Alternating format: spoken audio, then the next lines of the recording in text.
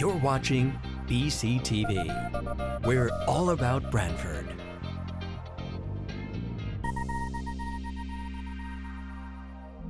You're watching BCTV, Brantford Government Television, a service of Brantford Community Television. This program is brought to you in part through the support of the town of Brantford. Good evening. We will call this meeting of the Brantford Planning and Zoning Commission to order. It is Thursday, April 7th, 2022. I have 7:08 p.m. I'll introduce members of the commission and staff. To my far right, we have Commission Member Joe Chadwick. Next to Joe is Commission Member Joe Biuzzo. Turning the corner, we have Commission Member Fred Russo. To my left, we have Commission Member Marcy Pelusi, and next to Marcy is our Commission Member Massimo Liguri. Our staff this evening is our Town Planner Harry Smith, our Assistant Planner Evan Brining. Somewhere in probably remote land is our Clerk Recording Secretary Michelle Martin, and I am Chuck Anders, Chair. I'll ask our Secretary to read the notice of public hearing. Marcy? It's on. That's on, okay. The Planning and Zoning Commission of the Town of Brantford, Connecticut hereby gives notice of a public hearing to be held on Thursday, April 7th at 7 p.m. at the Brantford Fire Headquarters, 45 North Main Street, Brantford, Connecticut, to consider the following. 1. Application number 22-1.4, special exception for grading, section 6.8, located at 14, 16, and 0 Buckley Road. Mono-East Development Group, LLC applicant. John R. and Ann Hines, owners of 14 Buckley Road. Branford Building Supplies, owner of 0 and 16 Buckley Road. Item number 2, application number 22-1.5, special exception coastal site plan for an open space residential development, OSRD, located at 14, 16, and 0 Buckley Road. Mono-East Building Group, LLC applicant. John R. and Ann Hines, owners of 14 Buckley Road. Branford Building Supplies, owner of 0 and 16 Buckley Road. Item number 3, application number 22-2.4, special exception for an indoor recreation use located at 221 West Main Street, Unit 7, Nittany Day Associates LLC, care of Ken Ginsberg, applicant and owners. Item number 4, application number 22-3.1, special exception for grading, section 6.8, construction of a garage within 100 feet of an inland wetland located at 36 Greenfield Avenue, Stephen and Rita Proda, applicants and owners.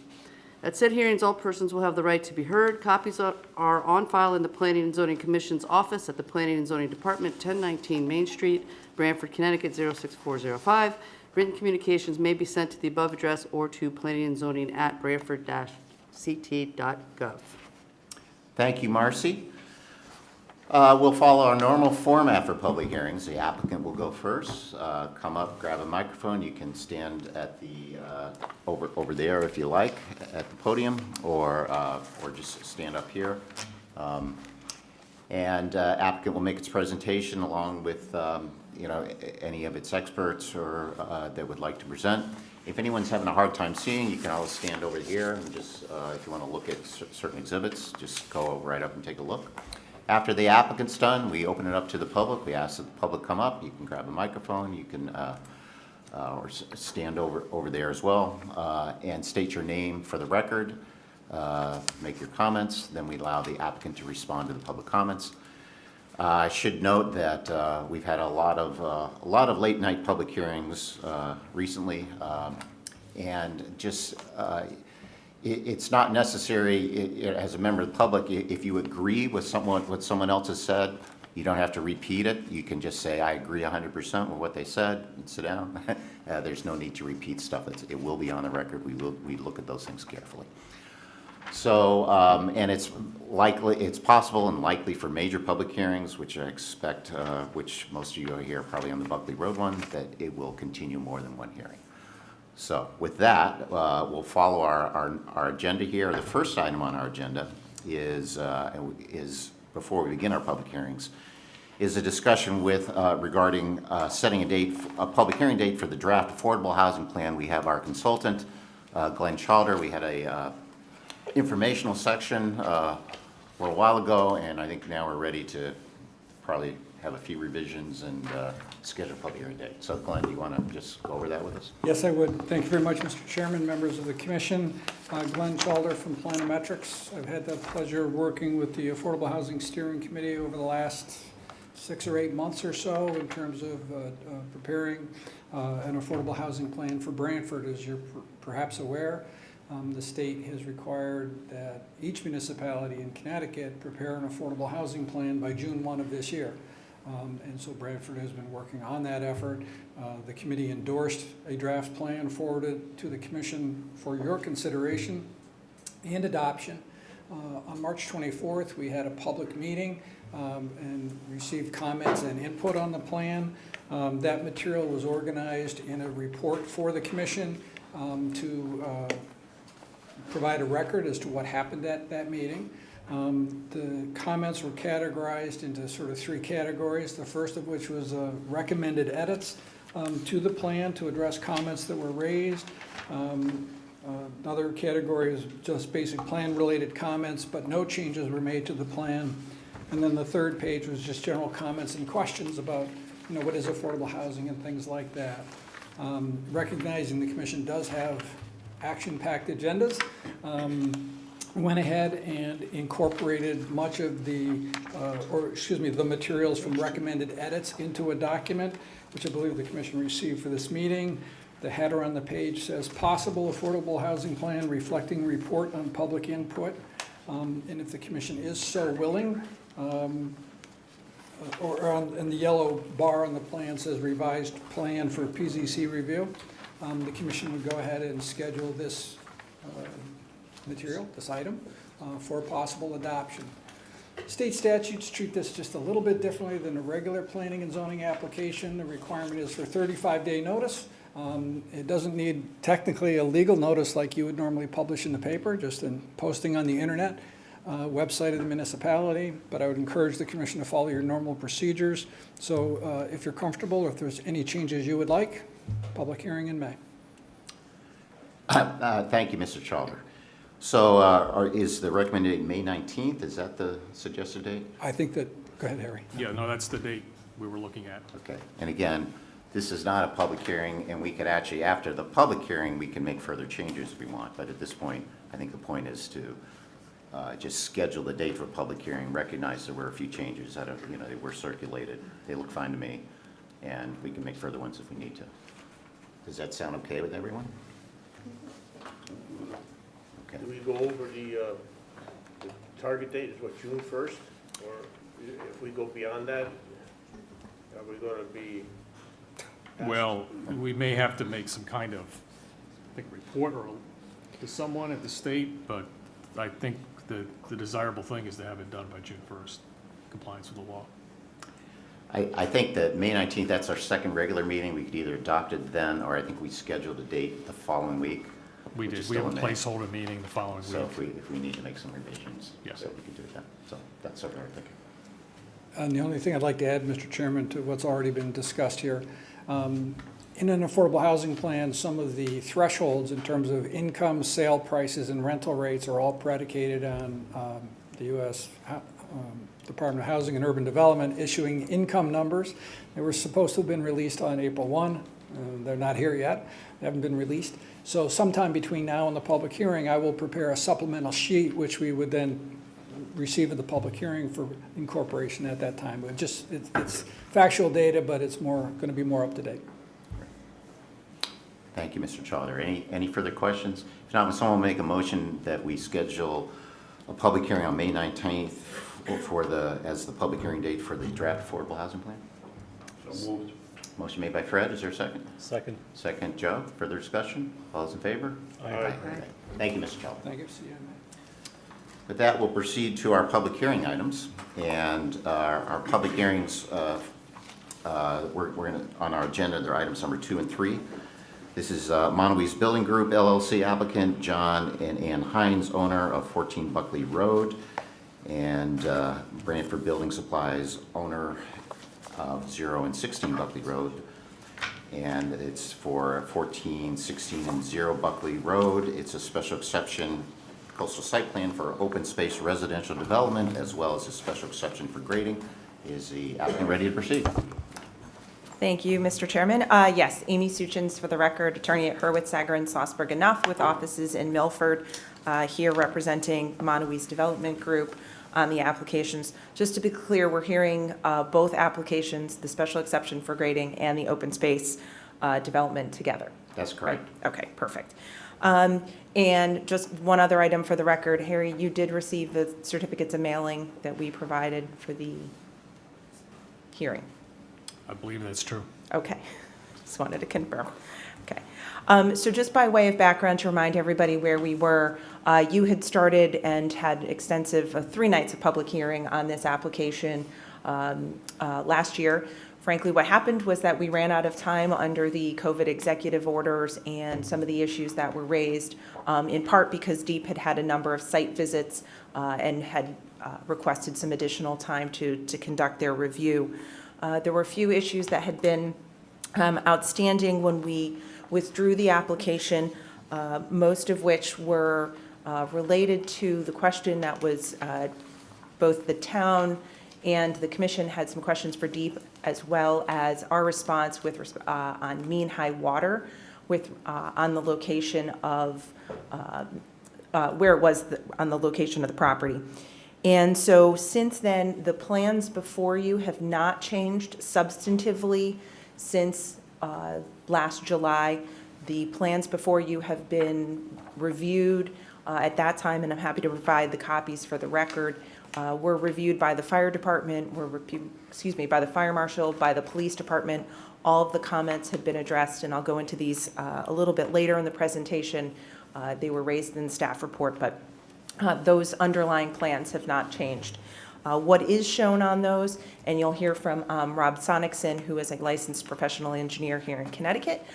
He did some field work and determined the location of mean high water, and that information has been submitted both as part of the application package and to DEEP as part of their review. I think it goes to the issue of where that location is and ensuring that we comply with the requirement that there's more than 5 acres of space in our ownership that we can convey or protect as open space as required by the regulations. So with that, the rest of our presentation, Vinnie Giordano, who is one of the members of Monowese Development Group, is just going to give you a short overview of their approach to the development, and then I'll turn it over to Dave Sacco, who's going to walk you through the details of the development plan. I think everybody, I spent my day refreshing my memory, and I think it'll be helpful for you. We'll have Rob come up and talk about his report and his findings with respect to the elevation of mean high water, and then we'll conclude with, I just want to bring up a couple of the items that I just addressed, either some comments in response to the staff report and what we'll have ready for the next hearing. We do expect, based on the fact that we just got the DEEP comment letters, we walked in today, and we also understand that there were 2 neighbor letters that were submitted, and obviously whatever public comment we have, our expectation is that we'll continue the hearing tonight. So with that, Vinnie Giordano.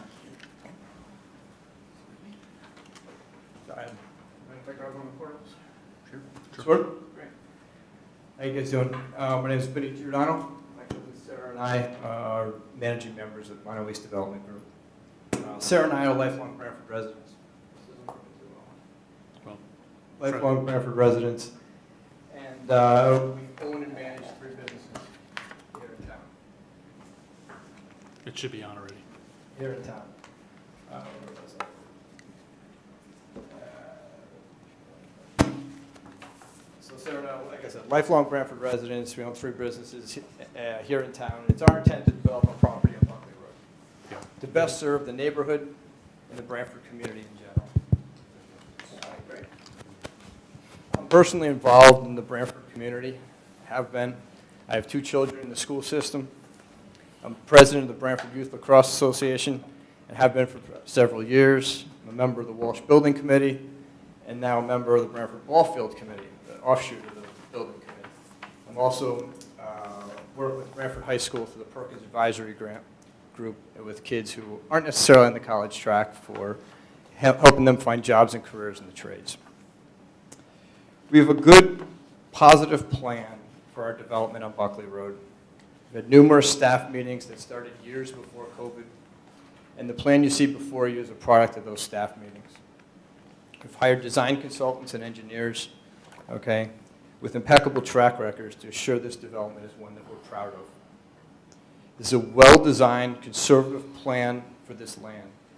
By the zoning calculations, the land can yield 13 houses. The development before you is 12 single-family detached houses that are 1,800 to 2,200 square feet. We felt the 12-house development laid out better on the land, and we're willing to forego the additional house to provide a better product for the town. Each house we finally crafted with a master bedroom on the first floor and bedrooms upstairs. The development is designed to attract young families, which bring vitality to our community. Housing stock for this demographic is sorely needed. Additionally, these houses will provide 12 great comps for all other houses in the neighborhood. We have considered other options for the development of this land.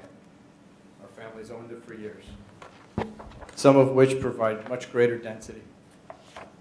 However, as lifelong residents of the town of Brantford, we chose this design because we felt as though it was more in keeping with the neighborhood.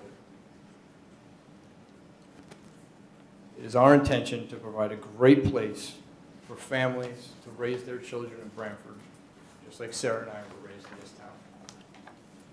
As some of you may or may not know, this land was originally part of the Brightwood Lane development. And as such, our plan is designed with the same density as Brightwood Lane. And in fact, is designed with less density than Marshall Place, the road on the other side of the property. The town has recognized the need for new housing stock, and this plan provides 12 great custom-built homes that serve the Brantford community. This plan is consistent with the town's draft plan that recognizes the need for a variety of housing choices in town. I'm going to turn this over to our highly qualified design professionals, but I want to emphasize that Sarah and I are both Brantford residents. We look upon this development as an opportunity to benefit the town of Brantford with good quality housing stock for future families to raise their kids in our town the same way we would. Thanks.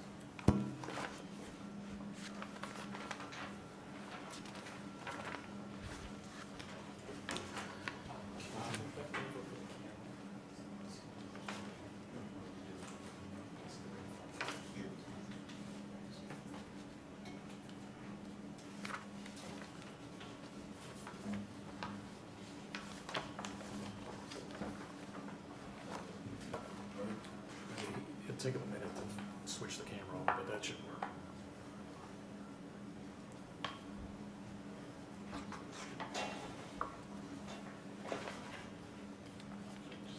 We're going in. Good evening. My name is David Sacco. I'm a civil engineer with TPA Design Group in New Haven, Connecticut.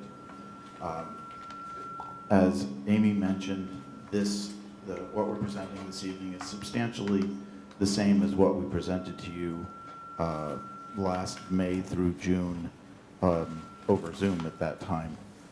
It is a 12-unit open space residential development.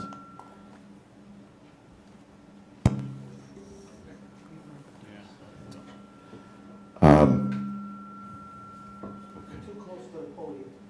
That microphone's good. Turn that one down. As Amy mentioned, the substantial difference. Turn his volume on.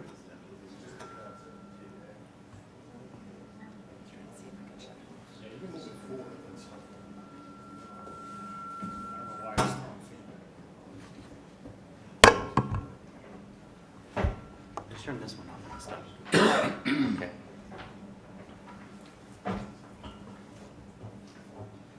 Aaron, I turned this one off and stuff. Yeah, great. I don't know if Dave might have just moved away from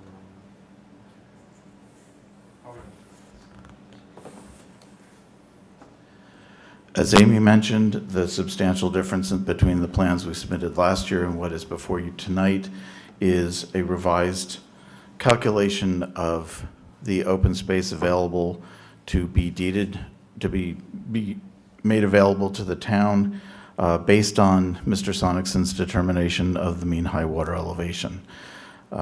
Based on that, we are looking at an area of 6.36 acres. You can see that there are areas of the site that are below the mean high water level down on the opposite side of the berm that is where the sanitary sewer right-of-way is located, and at the toe of the hill that goes up to the Tabor development. As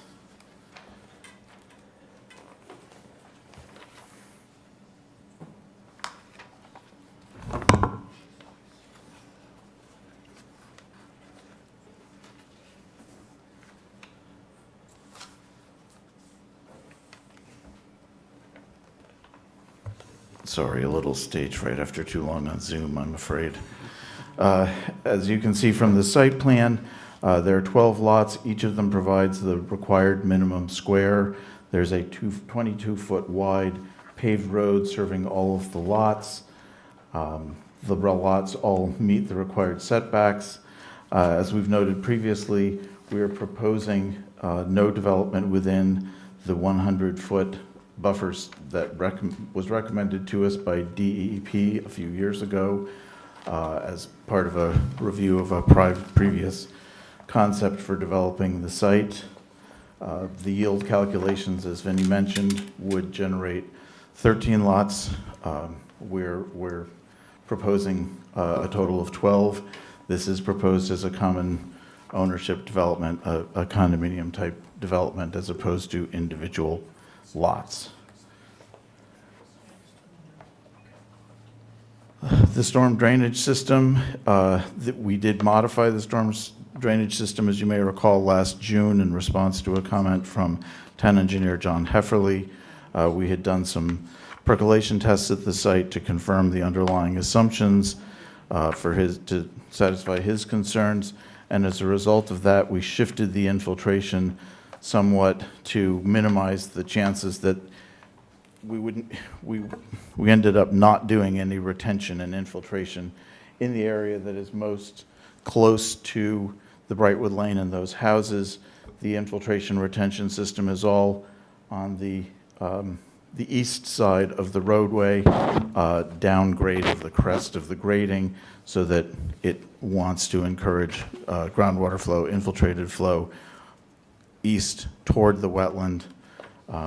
As we've noted, we're trying to do a lot of things non-structurally, using swales and vegetated swales around the perimeter of the site to cut off flow that is currently running toward the Brightwood residence and wrap it around so that it ends up in the wetlands. What we're trying to do is mimic as much as possible the natural flow, but at the same time doing what we can to minimize any impact on the Brightwood residents.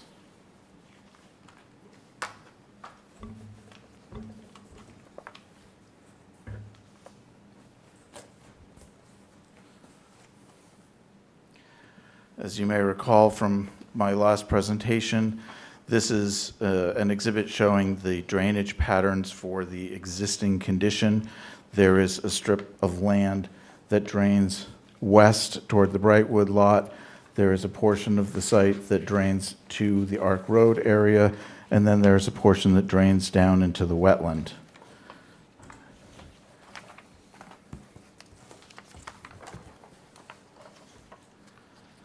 Based on our proposed grading and the use of swales along the west side of the site, what we're doing is we're significantly reducing the amount of land that drains to the west, so that we're reducing the amount of runoff that hits the residents to the west.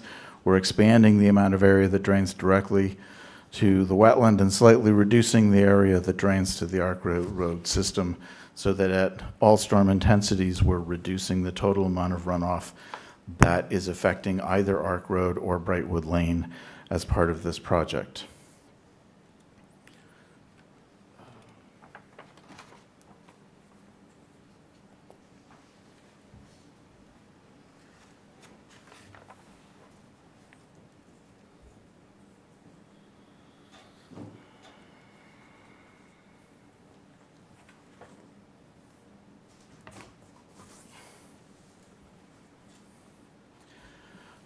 one change that I'm not sure we presented last year because it was in response to a late comment. We have expanded the amount of screening plantings that are along the neighbors to the east in order to provide them with a little bit more separation, a little bit more privacy with respect to the houses that are being developed on the east side of the development roadway, so that now both sides of the development are extensively screened with new plantings, supplementing what is already out there in order to provide privacy as much as possible to the neighbors east and west of the development. And I would note, shown on the landscape plan is a proposed pathway from the development to gain access to the sewer easement, which is the location it's the location that DEP is interested in using as a future connection to connect multiple pieces of open space land that are in this region and help knit them together a little bit more.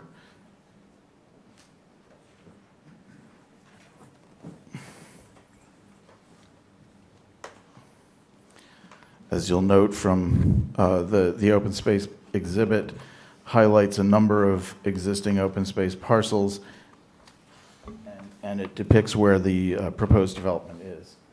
So the proposed open space area associated with the development provides a connection between two other adjacent properties and helps knit together a large piece of open space available for the town. I believe the only other issue that I know was sensitive during previous discussions was related to flooding. And we did include a memo. It was submitted last July. We have resubmitted it as part of this development. I understand that there is a lot of concern, and justifiably so. I hope that you will take the time to review what we've submitted. Essentially, what we're showing is that, based not just on my understanding of the topography, but based on the Connecticut hydrologic basin mapping, essentially there is a break between what happens at Arc Road and what happens on this site, because this is a ridge, and that ridge defines two different drainage basins in the state mapping. This is essentially at the top end of a drainage basin, which drains down into Stibble Creek and out into the river, as opposed to Brightwood Lane, Arc Road, Tabor Road, which drain north and west toward the Brantford River. A great deal of information was presented by the neighbors about the occurrence of flooding in the Arc Road, Tabor Road area. If you read through the information that we provided, all of that is entirely consistent with the tide tables and the FEMA information. Based on what tides are predicted and the elevation where some residences were built historically, unfortunately, high tides alone, with or without rainfall, result in what now is referred to as dry weather flooding. This area is predominantly subject to flooding as a result of tidal effects rather than rainfall effects. This is reflected in the FEMA flood studies as well. The FEMA flood profile for the Brantford River specifically states that flooding in this area is due to backwater effects from Long Island Sound. Essentially, in a very high tide event or in a storm event such as a Sandy or the 38 flood, you have water building up due to storm surge in combination with water that wants to be coming downstream, and the net outcome is that you have a flood where those two effects collide. We do not believe that what we are proposing has a detrimental effect on the flood behavior for the neighborhood, specifically because we are diminishing the amount of runoff that is moving directly toward those lots so that the result of flooding from rainfall is diminished, but also because the development itself is located in a place where the the way that flooding would occur would be up the Brantford River, up Sybil Creek, through a wetland, a lot of factors that all tend to diminish flooding effects. And we believe this is reinforced by Mr. Sonicsen's evaluation of mean high water. We did do an analysis looking at the outcome of fill placement on the property and the potential impact of flooding due to that. Because this is a very open area that is directly connected to the sound, and because the development is at the very top end of a defined watershed, what we found was that the potential impact in terms of flood elevation was on the order of an inch.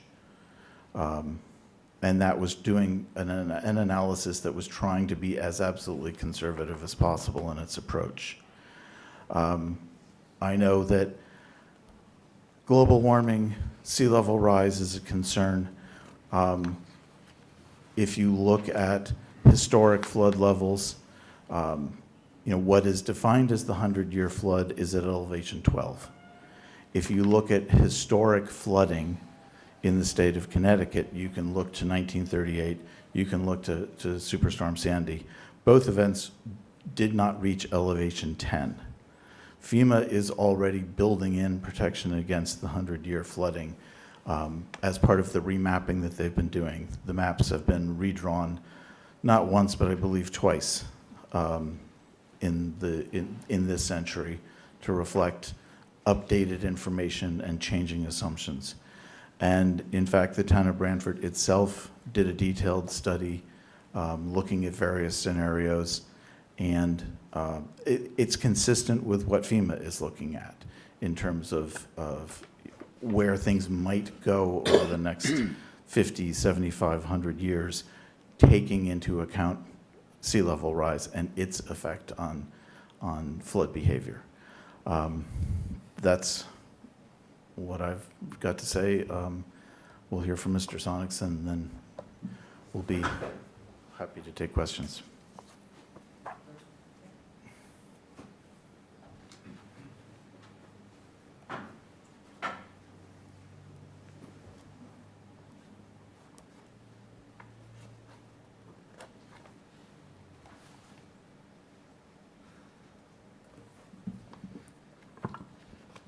Good evening. My name is Rob Sonicsen. I'm a registered professional engineer in the state of Connecticut, Massachusetts, and Rhode Island. I'm a member of Waldo and Associates. We're located in Guilford.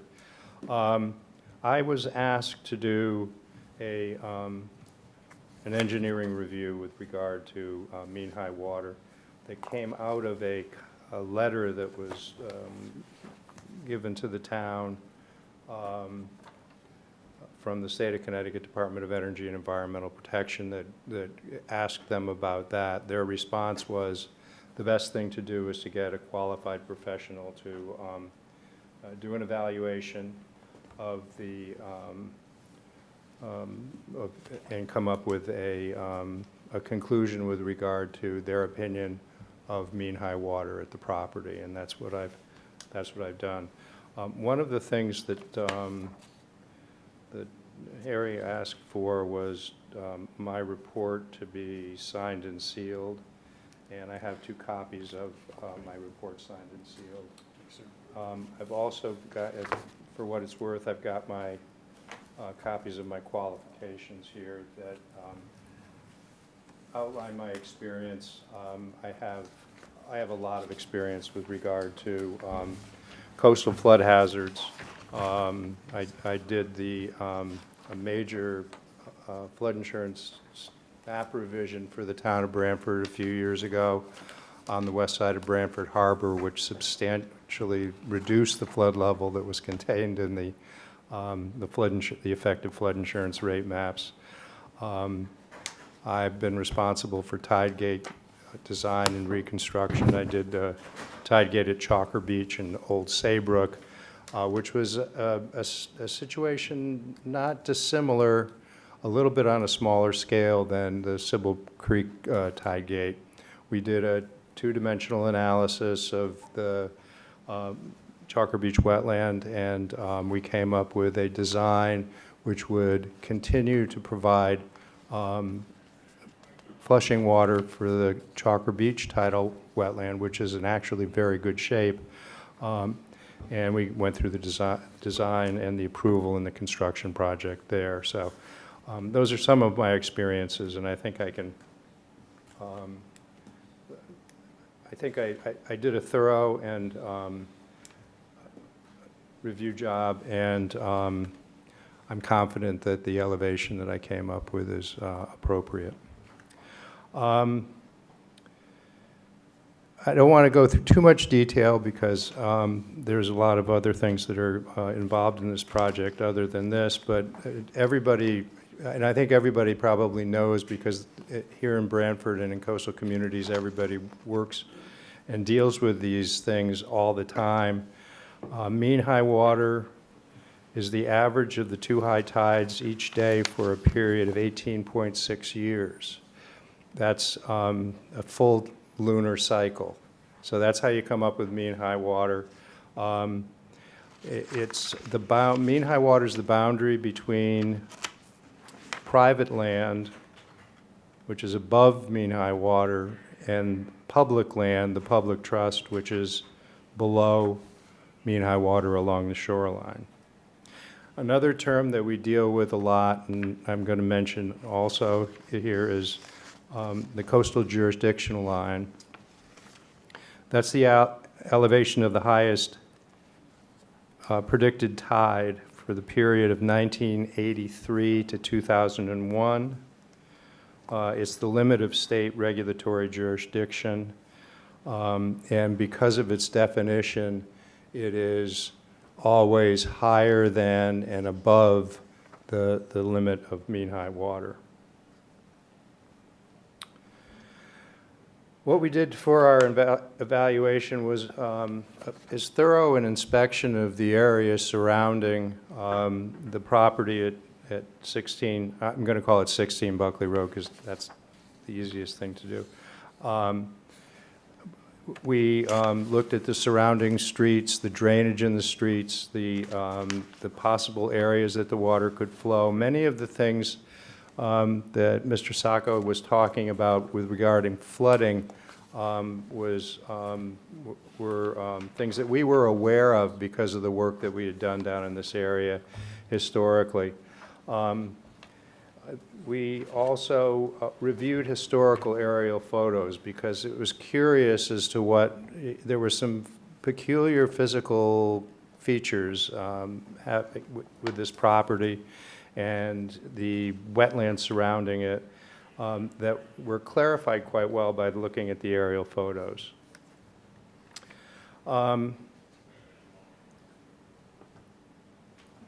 Historically, mean high water has been documented by a number of different sources.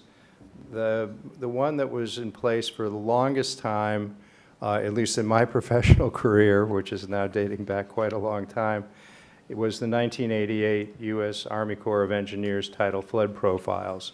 And they're also,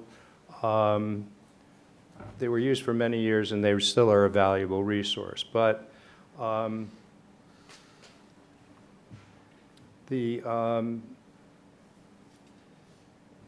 just stepping back a half a step, the Army Corps of Engineers tidal flood profiles were based on National Geodetic Vertical Datum, 1929. That was the datum that was used for years and years in the country until the federal government changed the official datum, and that was in 1988, and they changed it to the North American Vertical Datum of 1988, which was adopted. Now that's an important thing when you're working on both tidal and also topographic elevations, because the new datum, NAVD, is 1.03 feet lower than the old datum. So all of the elevations that are listed in Well, many of the reports that have to do with the elevations in the Sybil Creek area were based on National Geodetic vertical datum. But all of that has changed, so we have to convert all the numbers to get them into current NAVD elevation datum.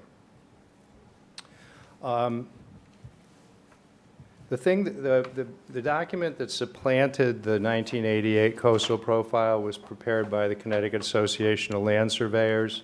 It's called Resources for Tidal and Navigable Waters in Connecticut. It lists mean high water, the coastal jurisdictional line, mean low water, and a number of other elevations in NAVD, North American Vertical Datum, the new datum, because it was done in 2012. And in Brantford, there's one elevation for the high tide line and one elevation for the coastal jurisdiction line listed. The coastal jurisdiction line elevation is 4.3 feet, and the mean high water line elevation is 2.67 feet. So there's 1.61 feet difference, once again, with the coastal jurisdiction line being higher.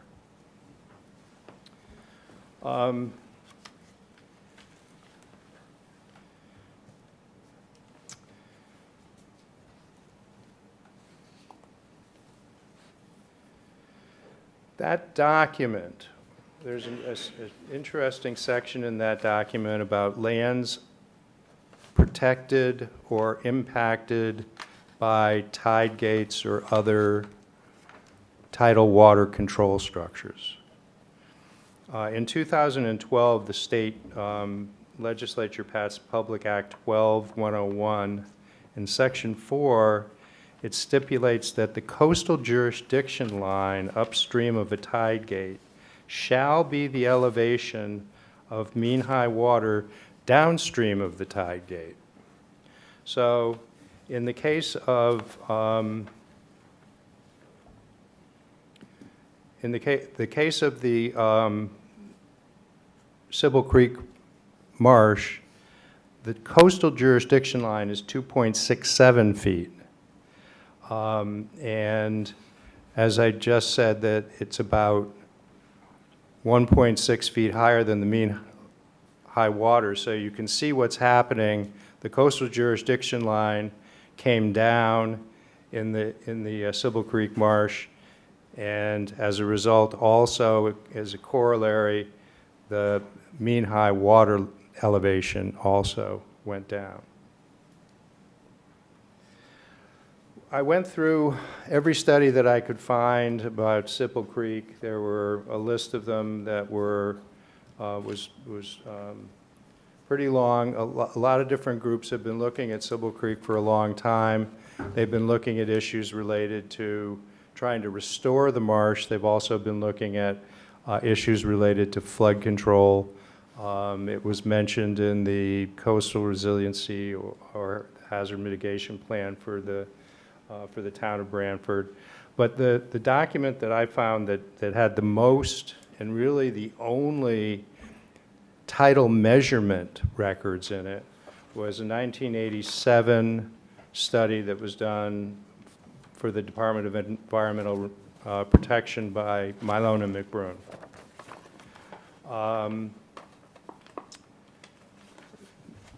That gave us a lot of good information. Now, you know about the site pretty well, but the review of the aerial photos that I did showed the berm that's constructed along the southeast corner of the property.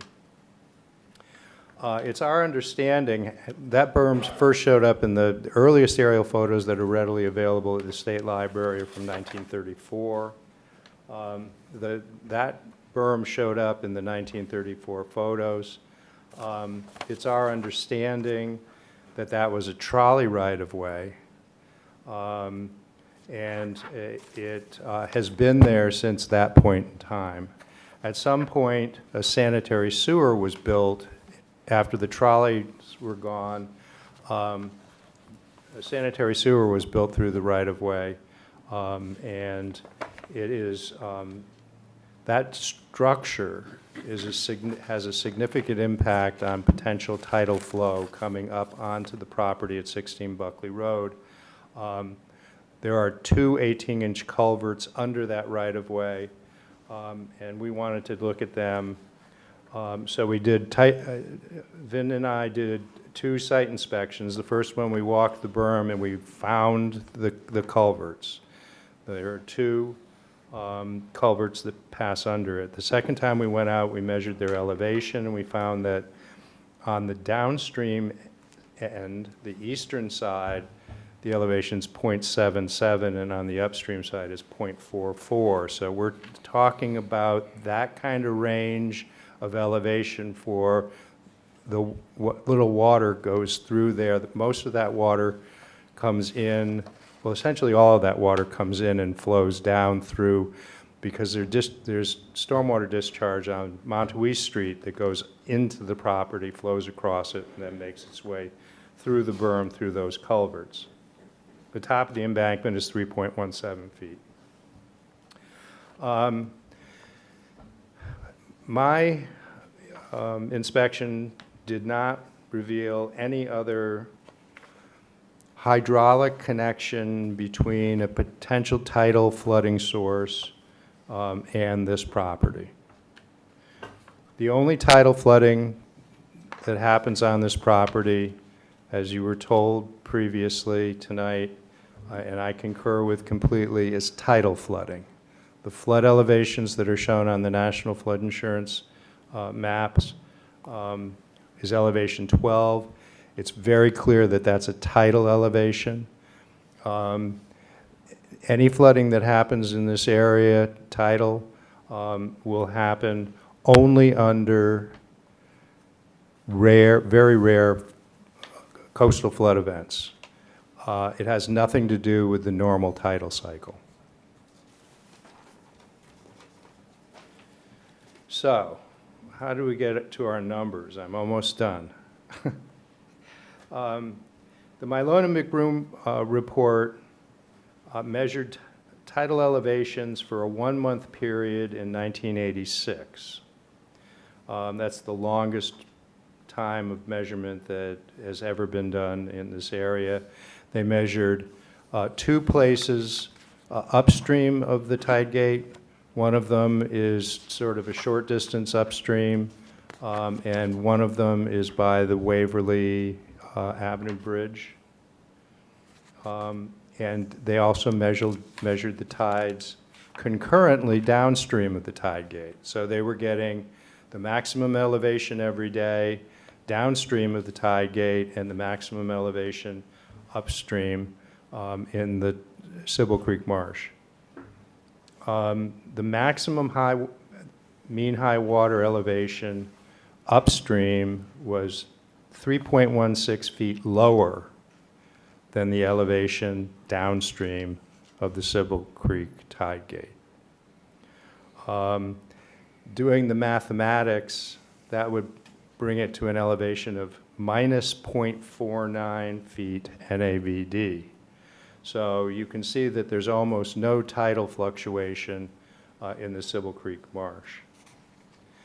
Then they also did a single spring high tide. The spring high tide is a much higher tide, a more robust tide, at a location that was farther up in the marsh and closer to this, the Buckley Road property.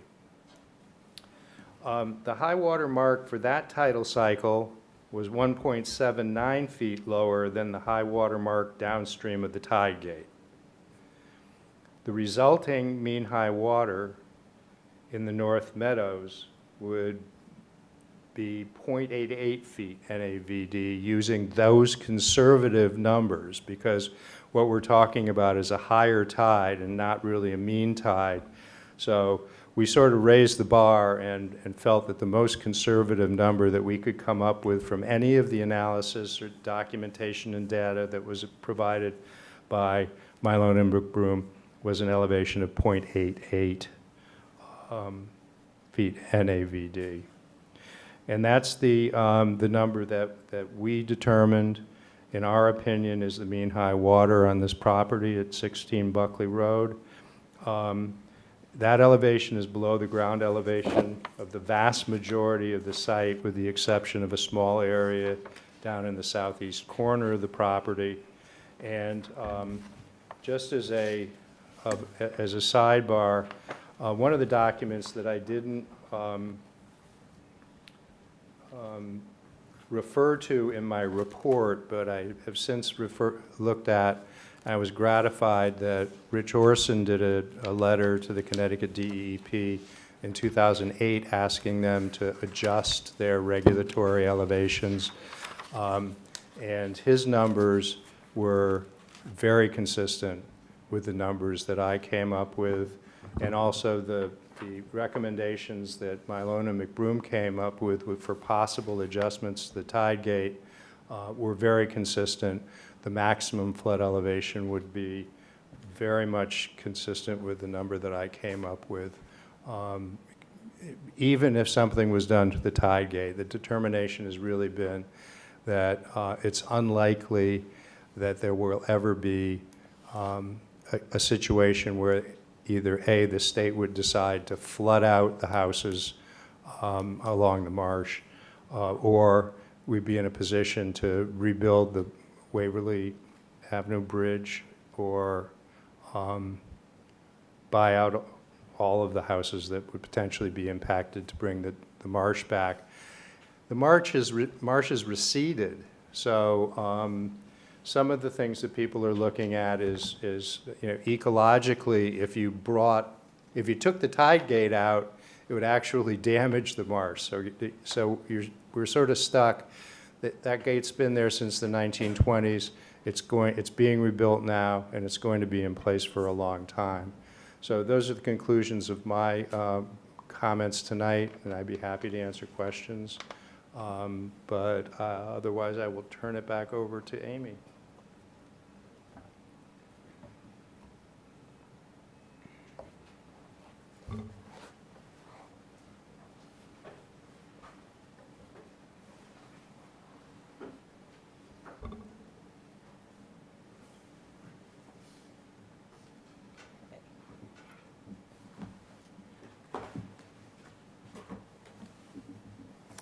All right. I just wanted to go through, in conclusion, there were a few items that were raised in the staff report that were, as I said earlier, somewhat holdovers from issues that were raised at the conclusion of the public hearing last summer, and then a few other items that I just wanted to highlight.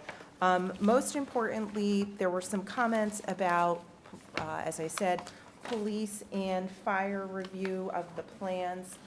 As you heard from Mr. Sacco, the plans are unchanged from when they were submitted last year, with the exception of the showing of where mean high water was. So I just wanted to add for you, we have not received any additional comments. So the fire department and the police department had both weighed in. I think the important comment from the fire department relates to one of the staff comments about the design of either the cul-de-sac or hammerhead at the end of the property. And the fire department took the position that they prefer the circle cul-de-sac layout because it's a better movement for them. So I'll just include those there. June 9th from the fire department, June 1st from police.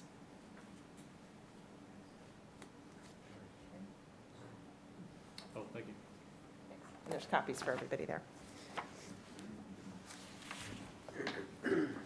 And then the other issue that was raised was in a comment letter we got from one of the neighbors during the hearing last year, and was also noted in the staff report, was a question about your regulation regarding interior lots and whether or not this is an interior lot. Our review of the regulations, again, I'll give you a copy of the letter that I submitted, I think the day before we closed or withdrew the application last year, so it probably didn't make its way to you, but outlining our position on that. which is basic, thank you, which is basically that it doesn't apply. Section 611 governs the creation of interior lots, which are, won't go into the details, but when you look at the definition of interior lot and the process that it talks about, it involves how you create an interior lot, what the requirements are, and the requirement for a special exception, which I would note is probably illegal under Connecticut law. So although we don't think it applies, certainly doesn't apply here. But the other component to this is there's a question that was raised also in the staff report with respect to the street frontage for this property. And included in the letter, you'll see some old subdivision maps when Brightwood Lane and Woodside Drive were created that show what the layout was. And in fact, the intention at that time was for Buckley Road to become a public street. That's why there was a 50-foot frontage. There remains a 50-foot frontage on Brightwood Lane. There's a 37-foot frontage on Arc Road. Both of those are currently non-conforming, but as a non-conforming element, they can still be utilized. It doesn't trigger anything with respect to the lot. The only reason we're not using the connection and the frontage on Brightwood Lane is because there's a subdivision requirement limiting the number of lots off of into a permanent cul-de-sac that took effect after the original subdivision maps were created in 1963. So we've chosen to use the Arc Road entrance as the means here. So I think that letter outlines those couple of issues. And then with respect to the other items in the staff report, the only other one I wanted to highlight was the question about the open space and its role here. I think the one thing that's not evident in the in the staff report, but comes through in the comments we received from the state of Connecticut last year, and I just quickly looked at the one we received as we got here tonight.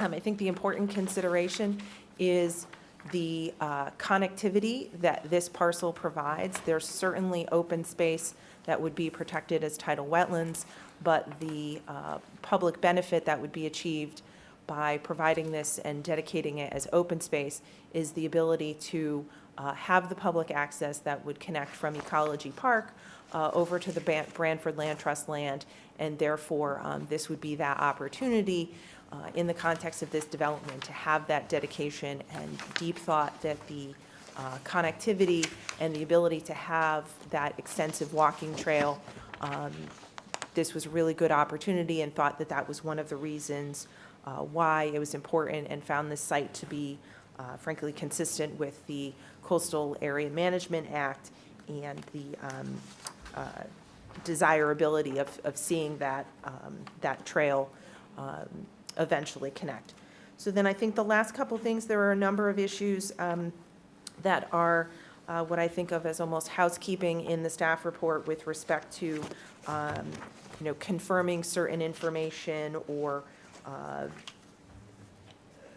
providing additional feedback on, for example, elevations of the rears of the homes or things like that. So what we'll do, as I mentioned, we fully expected to continue tonight. So we'll provide a written response with all of those items, outlining all of those, and address anything where there is a request for additional information that we'd be able to provide.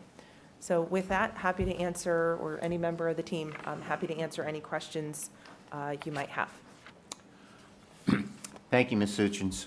Maybe we'll start with, ask Carrie to review the staff report, then we'll open it up for see what questions we have. Sure.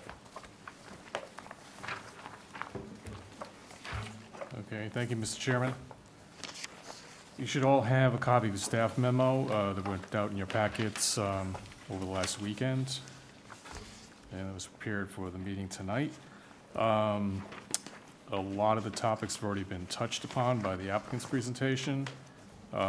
Without going too far into some of the subjects that have already been covered, I just want to highlight the concerns expressed here about mean high water and the rationale and why that is such an extensive presentation was made by the applicant. I don't think it was noted yet that mean high water, well, it was noted by the applicant, their engineer, that the dividing line between the public domain and private property. On the application that was withdrawn in 2021, there was, I think, an estimated mean high water line of 2.7 feet above sea level. When that was plotted onto the survey and the plans for the development, that resulted in less than 5 acres of open space being able to be provided, since that higher mean high water line resulted in less private property, and so much less there wasn't enough to provide the 5 acres of open space required in the zoning regulations. So that's why this is such, there are a couple other options to qualify for the open space residential development section of the zoning regulations, but the one that requires the 5 acres is basically, if you provide the 5 acres, you've covered the requirement. The others are subject to somewhat subjective. So with the 0.88 feet on the current plan, there is more than 5 acres of open space being provided. So it does meet the letter of the open space residential development regulations. I'll just highlight that there is a statement in Mr. Sonnerson's report that in the end, at the conclusion, that states that our determination assumes the ongoing Sybil Creek Tide Gate and South Montauk Avenue Bridge replacement project will continue to control tidal elevations upstream in the Sybil Creek Marsh in a manner similar to the existing tide gate. And I might ask a question of Mr. Sonnerson, since we're on the topic. Again, I am not a professional engineer, I do have an engineering degree, I'm not speaking as an engineer. But my understanding is that there are several homes in the Waverly Park area that are so low that should the tidal level of the marsh be increased, that they would be subject to being flooded out, essentially. So my question is, I mean, at what should the DEP change their policy and try to restore the marsh to some degree, what would be the freeboard, if you will, between the point at which, should they raise it even a little bit, at what point, what level would those properties be subject to flooding? That's something you can comment on at all. Based on my loan and McBroom's report that was done, it was also repeated again in Rich Orson's letter. They were talking about potentially allowing an increase in the tidal elevation upstream of the tide gate of 8 inches. Which anything greater than that would cause significant flooding. Okay. I mean, it might be worthwhile to do some kind of sensitivity analysis and actually plot on, let's assume that that is the potential possible maximum mean high water level. What would that result in a mean high water line physically on the property, and would there still be 5 acres of open space available to offer? If that's the case, that might just settle the issue without any further input from DEP, which I would still think we would need, because we've asked the question of them. And that's also a comment in my staff reports. I've asked, is that a reasonable assumption to DEP? Are they going to maintain the policy? And with the new tide gate being put in vaguely as we speak now at Sybil Creek, I don't know about the mechanism itself, whether it provides other options for them to allow more tidal flow upstream of the gate or not, and what the DEP policy actually might be going forward. Well, I don't know if you've talked to them, Mr. Johnson, or not? Okay. Okay. About the design of the tide gate, but I dare say that all of the documentation that's been provided so far indicates that there's really nothing that can be done with the tide gate. And I think that the bridge starts flooding very quickly, and so there'd be difficulties with access. And one of the things that Rich's letter indicated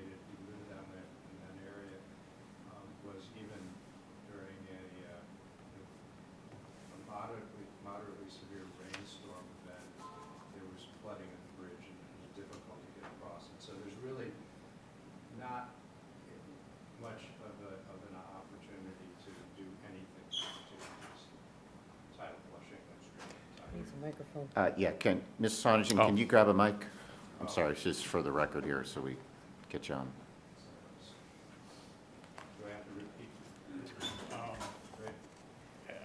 I think we have it. Do we turn these on, by the way? How about these? That's all right. We've got it on PCTV. So Can't hear you. Or maybe you can stand up. I'll speak up. Or go stand by the mic. Maybe that's, or We find can hear you, it's just that they can't hear you on the TV, that's all.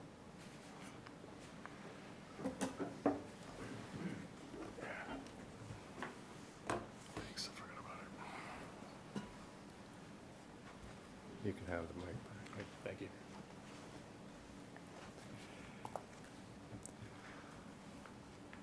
I just went through a brief description of why I believe that there is essentially no potential to be able to do anything which would increase tidal flushing in the Sybil Creek Marsh.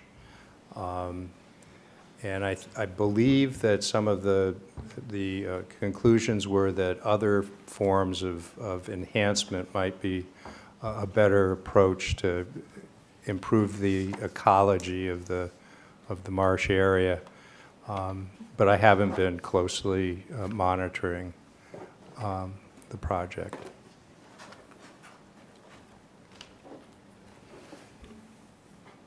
I just, I guess for the record, reiterate, I mean, do you think there's any value in doing a quick sort of sensitivity analysis of that very small potential maximum increase to the mean high water level? Yeah. That That could be done, but I'd have to take another look at the result that I came up with. I used a very conservative spring high tide Right. to get the .88. So if I started with the other results that Mylone and McBroom came up with, I would start off at a much lower elevation, so the 8 inches wouldn't even come up to the .88 feet that I understand what you're saying. generated. Okay, thank you. So I'm going to move on from that topic. I did provide the attached, at the end of the staff report, document received after the withdrawal of the application 2021, just so the commission had it, and it's in the file of the application. Brings me to general concerns with the site layout. You know, if this development was on a different piece of property, if it was on more of a flat upland piece of property, it was proposed as open space residential development, and the open space was, you know, going to protect the valuable natural feature present in the property, I'd have almost no concerns with what's being proposed. However, on this property, to achieve what's being proposed, the property needs to be modified. It needs to be kind of terraformed. I mean, in the sense that a significant amount of fill needs to be brought in. A couple of natural features left on the property need to be eliminated. There needs to be some blasting done to remove knoll. It's not extremely extensive, but it is for this property, I think, a pretty extensive modification of the natural terrain. And that's necessary to achieve this layout of a central roadway and detached single-family homes. I mean, I did several times offer and note that alternative layout should be proposed, possibly duplexes or a mix of duplexes and single-family detached as a way to tailor in the proposed development more sensitively to the terrain of the site as it exists right now. Whether you could reduce some fill into that kind of scenario is also something I think should be explored.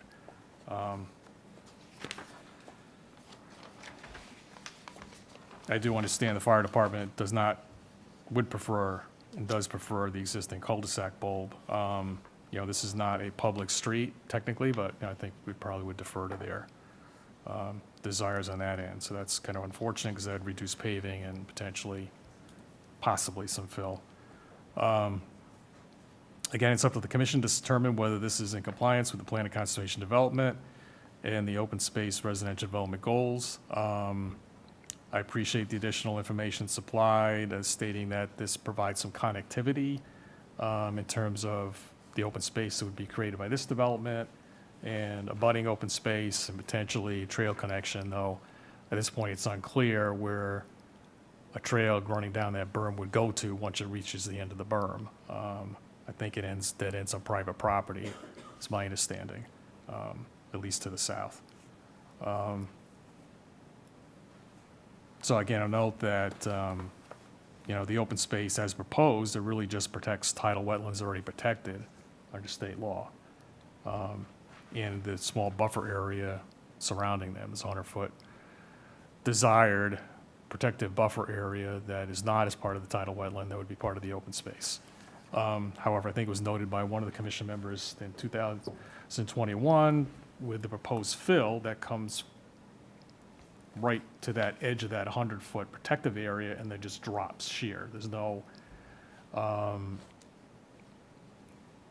blending of that into the existing grade. It's just a straight drop 3-on-1 slope, and I think there's an opportunity there, if nothing else, to kind of tuck the development in more creatively to the surrounding topography, landscaping, a different kind of slope, what have you, even if it intrudes into that 100-foot buffer a little bit.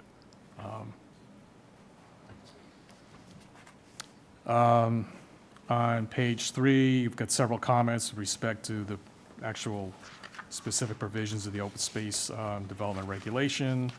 I would note that the 75-foot requirement, I think that is a question of interpretation for the commission.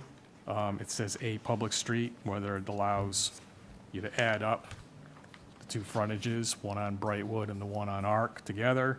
I think it's a question for the commission to decide, or whether that's even applicable. Is there anything else I want to highlight?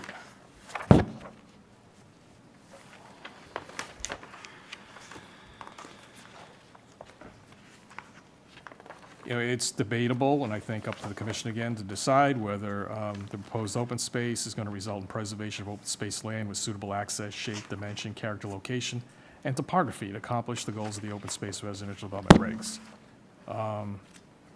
There are 3 potential mechanisms for preservation. One is management by a homeowners association, which is proposed here. The other is with an easement to the town. The other is transfer of the land to a third party, like a land trust, and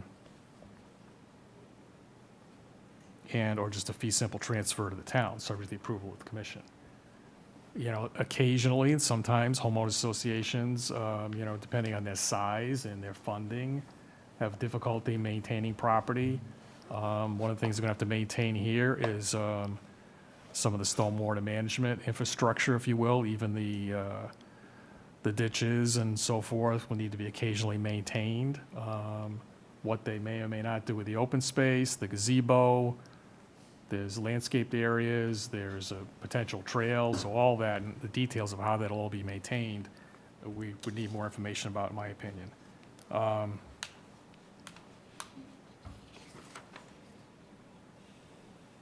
In terms of some of the specifics in regard to site plan review standards, I think there'd be a little more work done on the landscaping. We need some information on the spacing between the plantings and how dense a barrier the row of plantings along the site property lines adjacent to the backs of the properties along Brightwood and Marshall Place will be. I think particularly the Marshall Place screening landscaping should be a staggered row, provide a more robust screen.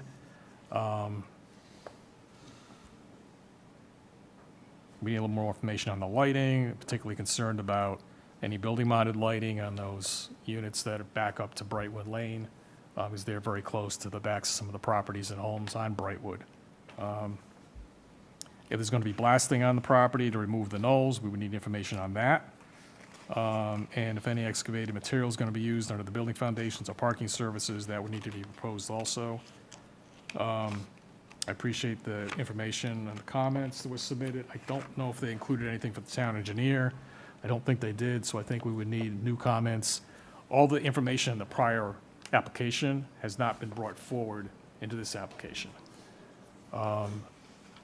Some of those documents were submitted tonight from the old application to this application, so they're now part of the record. Whether the commission wants to just simply bring it all in, or I can try to identify documentation that might be needed to be moved over. One might be the town engineer's comments. But I think they're specific to the plans. I mean, these have some revision dates on them, so we just want to be clear all that's covered. It's not clear the soil and erosion control completely meets the DEP guidelines for soil and erosion and sedimentation control from 2002. The interior lot question is still, I think, one for interpretation by the commission itself. What do you think that applies to this proposal? Also, we will need full-size copies of all elevations. We don't have them. We have elevations of, I think, the side and the front. So we'll need the full 360 of the building, so we can look at that. I think the special exception criteria, most of my comments under there mirror what is already covered other places in the staff report. Something the commission might want to look at is limitation on times of any commercial trash removal. Again, lighting.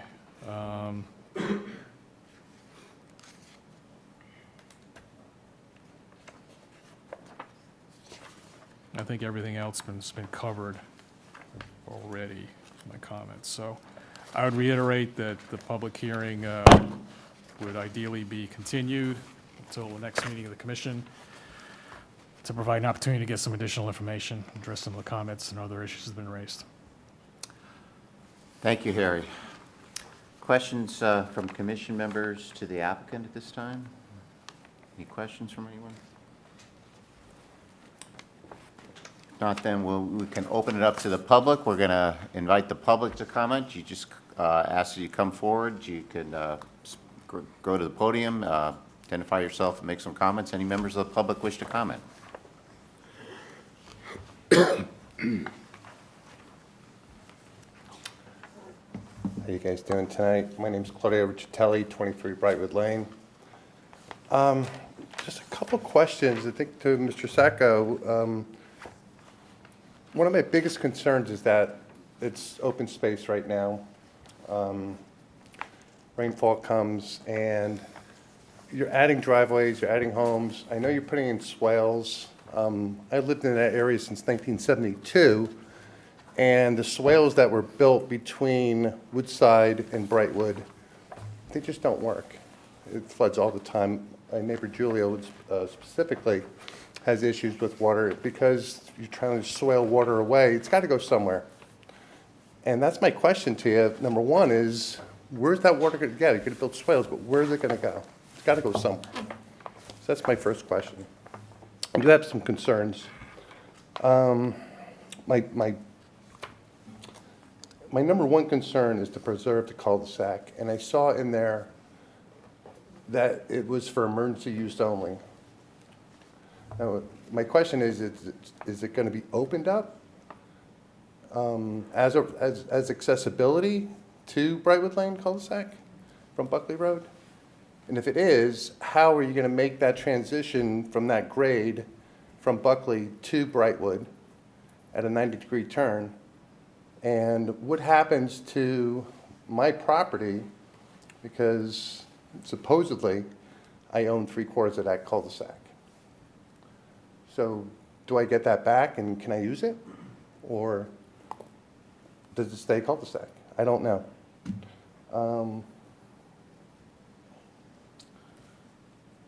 Grading. Oh, so the other question, so I assume, is everyone under the assumption that Buckley is a viable road to accept 12 new homes? Or is that emergency access really necessary? So when I was a kid, I used to play back in that area. Like I said, I was back there since 1972. You know what? There was cars, 55-gallon drums. Who knows what was in it? I mean, we would just go out there throwing rocks, you know, playing. And then when Mr. Giordano decided to clear that lot, it ended up with 14 feet of dirt piled up right behind our house. And I'm thinking to myself, you know what, was the soil tested before he did anything? Before that was excavated? Barb just took a picture. Can I take it up here with me?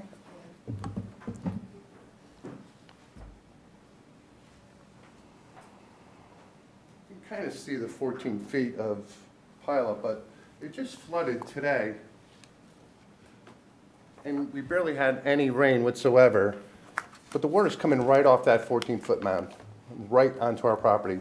Is it contaminated? I don't know. Should I test it? I probably should. And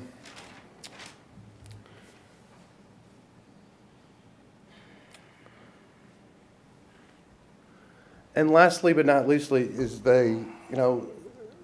our neighborhood, half-acre homes. We've got great neighbors. It's been like this since 1972. We're looking to put 12 homes in a concentrated area. To me, it's going to change the character of our neighborhood.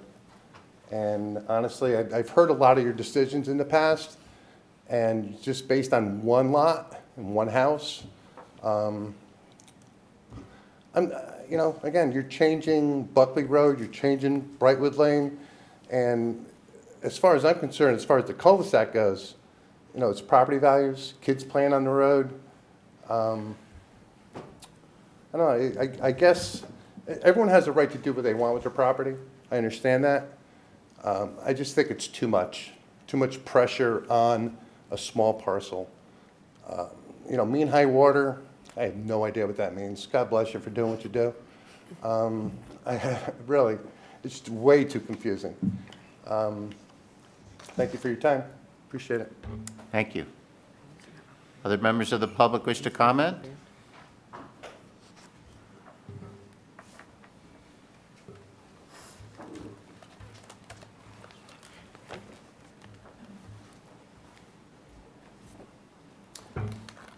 Hi, I'm Neil Warner. I'm at 19 Brightwood Lane.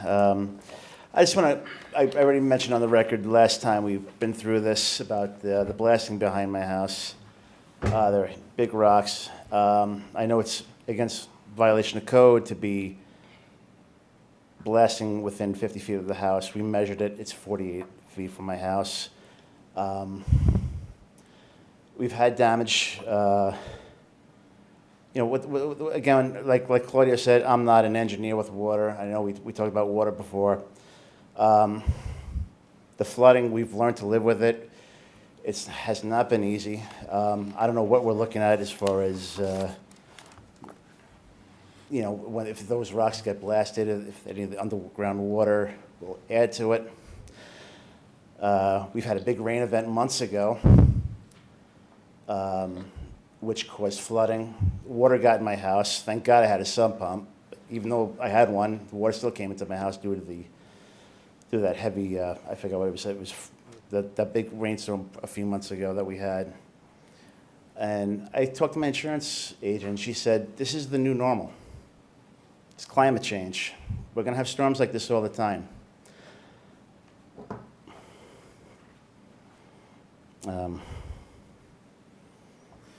I don't know if inviting 12 more houses to this area where flooding is predominant is such a good idea. I don't know if we're adding to the water party here, or they're gonna, all this new construction, especially with elevated homes. If that extra water is gonna come down to my house, or Claudio's house, and all what we're used to at Brightwood Lane, it's. And again, the blasting is very concerning to me, obviously. Again, I don't think it seems to be a violation of the code, as I said. Based on the map that the applicant has made, these are the houses 3 and 4 that we have behind my house. And I'm sure there'll be more to say next time, and thank you guys so much. Thank you. Other members of the public wish to comment?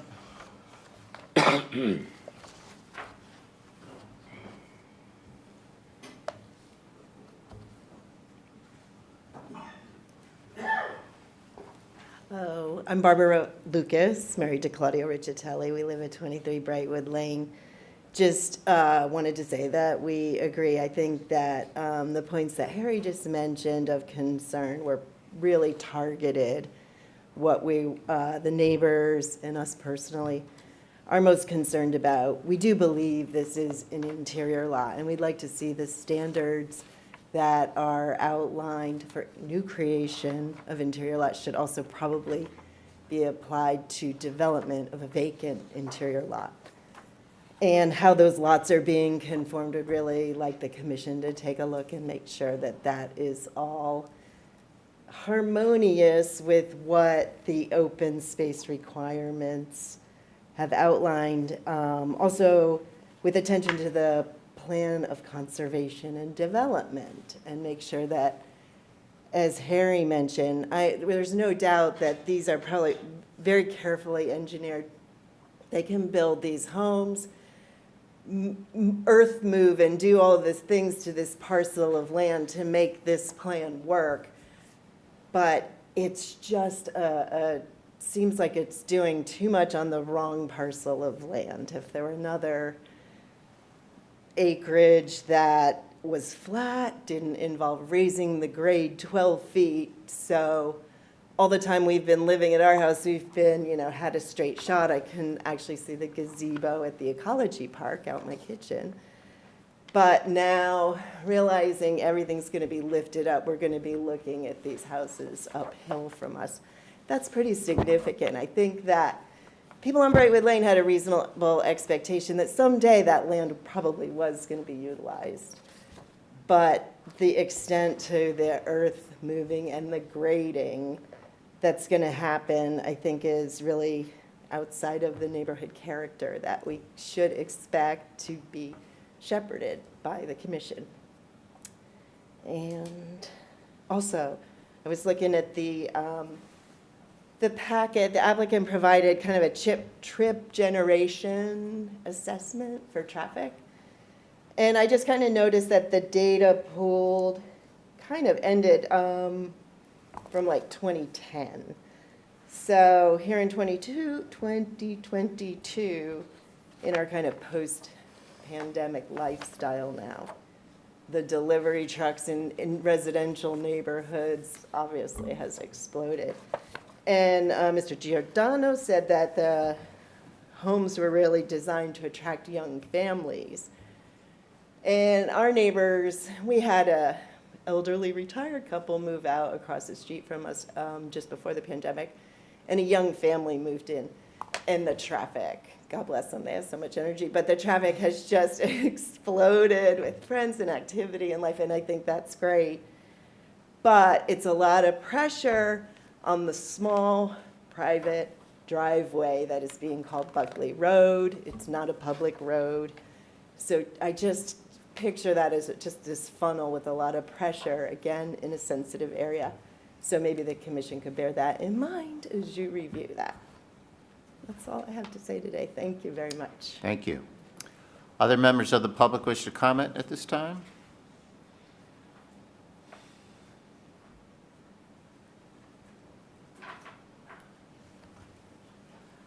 Dennis Flanagan, 14 Brightwood Lane, also RTM, representing the area that's in consideration here. Just a couple of questions. I'm not against development. I understand the applicant does own the road and the land, but is 12 houses more than adequate for this area? Is it going to choke the area? And one of the things that we want to be assured of is that the traffic.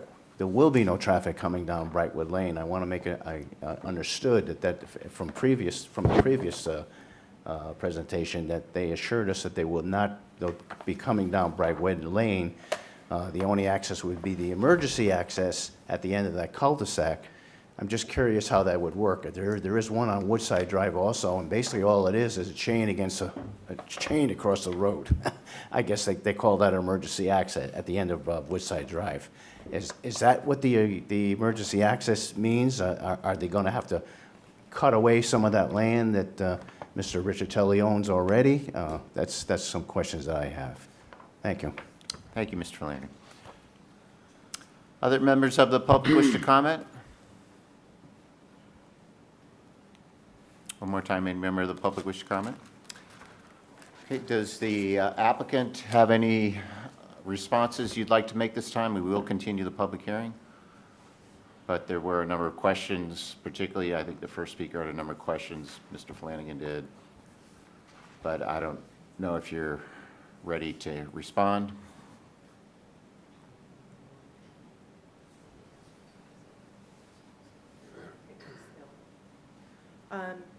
Two quick things, Amy Suchins for the record. One, obviously, just to make it clear, I guess, on that last point, we put it in the written materials as well, and Mr. Sacco can go into detail if you want to look at the plans for any reason, but there is that access to Wrightwood is intended to be emergency only. It will have a gate that the fire department, police department will have the key for, but it is not intended to be any sort of regular access. And then just with respect, I think the other question that came up with that Mr. Sacco can address is just, again, that question about what's happening with the water. I think all of you are familiar with sort of more modern engineered stormwater systems, but I'll just let Mr. Sacco explain that for the sake of the public again.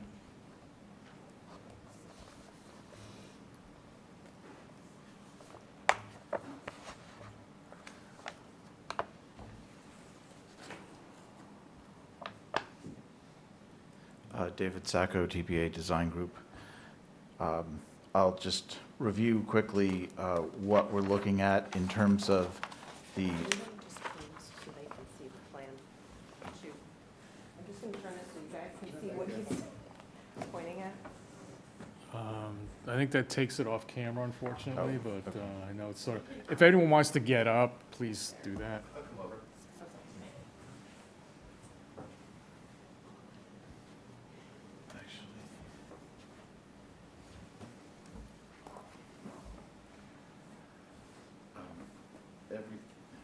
Everything also appears on this drawing. I'll put it here, but you're welcome to take a look at it.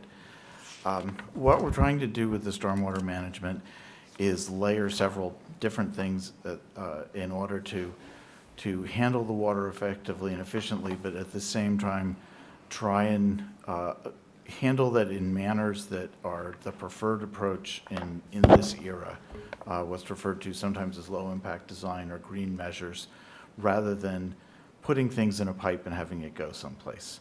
So first of all of the roadway drainage is handled through a piped system. The pipes in this section of road are oversized. They're going to be, it'll be a 48-inch pipe. It's perforated. It'll be surrounded with an envelope of crushed stone, and that provides a reservoir of storage for water to collect during severe events and then slowly percolate into the underlying soil. That function occurs because at the downstream end of the pipe, there's essentially a control weir that water will not overflow until the pipe is nearly full. And then in the event of a very severe event, you will have some discharge that comes into a level spreader at the end of the pipe, so that the water that does come out as overflow, it's overflowing over a long level edge, so that the velocity of water that's leaving the system is less than what's considered to be erosive for a natural land cover. Typically, that's considered to be 4 feet per second as the velocity of water traveling over an established lawn. So all of the runoff that's coming, all of the roadway drainage is getting into a piped drainage system. It's stored, and this goes for all of the front yards as well. The front yards are draining toward the road. So we're taking the front yards, we're taking the roadway, we're putting it into a piped structured system, but we're retaining. This is something that's required both by the town of Brantford and the Connecticut DEEP, that particularly in coastal zones, you need to store the first inch of rainfall. So a 1 inch rainstorm, nothing leaves that pipe. It has to stay. We are required to put it in, and that's what this is set up to do. It slowly percolates out, as we were required to do by the town engineer, Mr. Hefferly. Last year we did percolation tests to validate our assumptions about how quickly the water would dissipate into the underlying soil so that the pipe would empty itself in preparation for future storms. So that's modeled into this particular system. I believe that what we determined in the field was roughly a percolation rate of 1 inch in 10 minutes. So it is mainly a good quality, sandy, gravelly material that's amenable to water soaking into the ground underneath the pipe. The pipe is set quite low at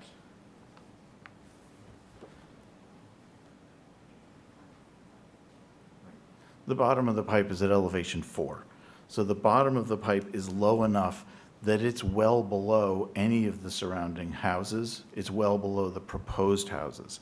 It should not result in a groundwater change that would affect the neighbors. In addition, what we're doing, each of the houses has a dedicated set of infiltration units assigned to that for each house. Buried chambers, like a septic system essentially would have been, that is accounting for the runoff from the roof. So the roof runoff, again, we're putting it into the ground immediately adjacent to the house so that it can soak into the ground and not cause an impact away from there. Then along the west side, where right now the grade wants to take water toward Brightwood Lane. What we're doing is we're intercepting that by having a swale along the back of the houses. That swale has a slope. It runs from the north end of the site down to the south end and around the corner so that it wants to discharge into the tidal wetland rather than putting any water sheet flowing off of this site toward Brightwood Lane. So we're accounting, and what is reaching that swale is strictly runoff from the backyards of the houses. Imagine that the houses are sort of split. The middle of the house grades forward, the back of the house grades back. So we're building this swale specifically to handle what is going to be predominantly pervious area, landscaped area, grassy areas, land that tends not to generate a lot of runoff anyway. In spite of that, we're putting in the volume of retention that is necessary to store and allow that water to infiltrate and to account for excess water to follow this sort of chain of small swales down around the corner and into the wetland.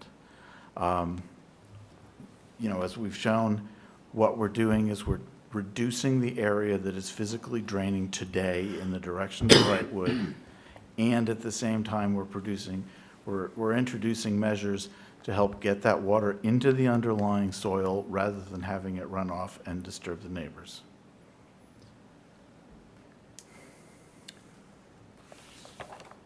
Thank you, Mr. Sacco. Mr. Sacco, are you familiar with the emergency access issue? There were a couple of questions about that, right? Yes, we are showing a paved roadway connection. It's steep.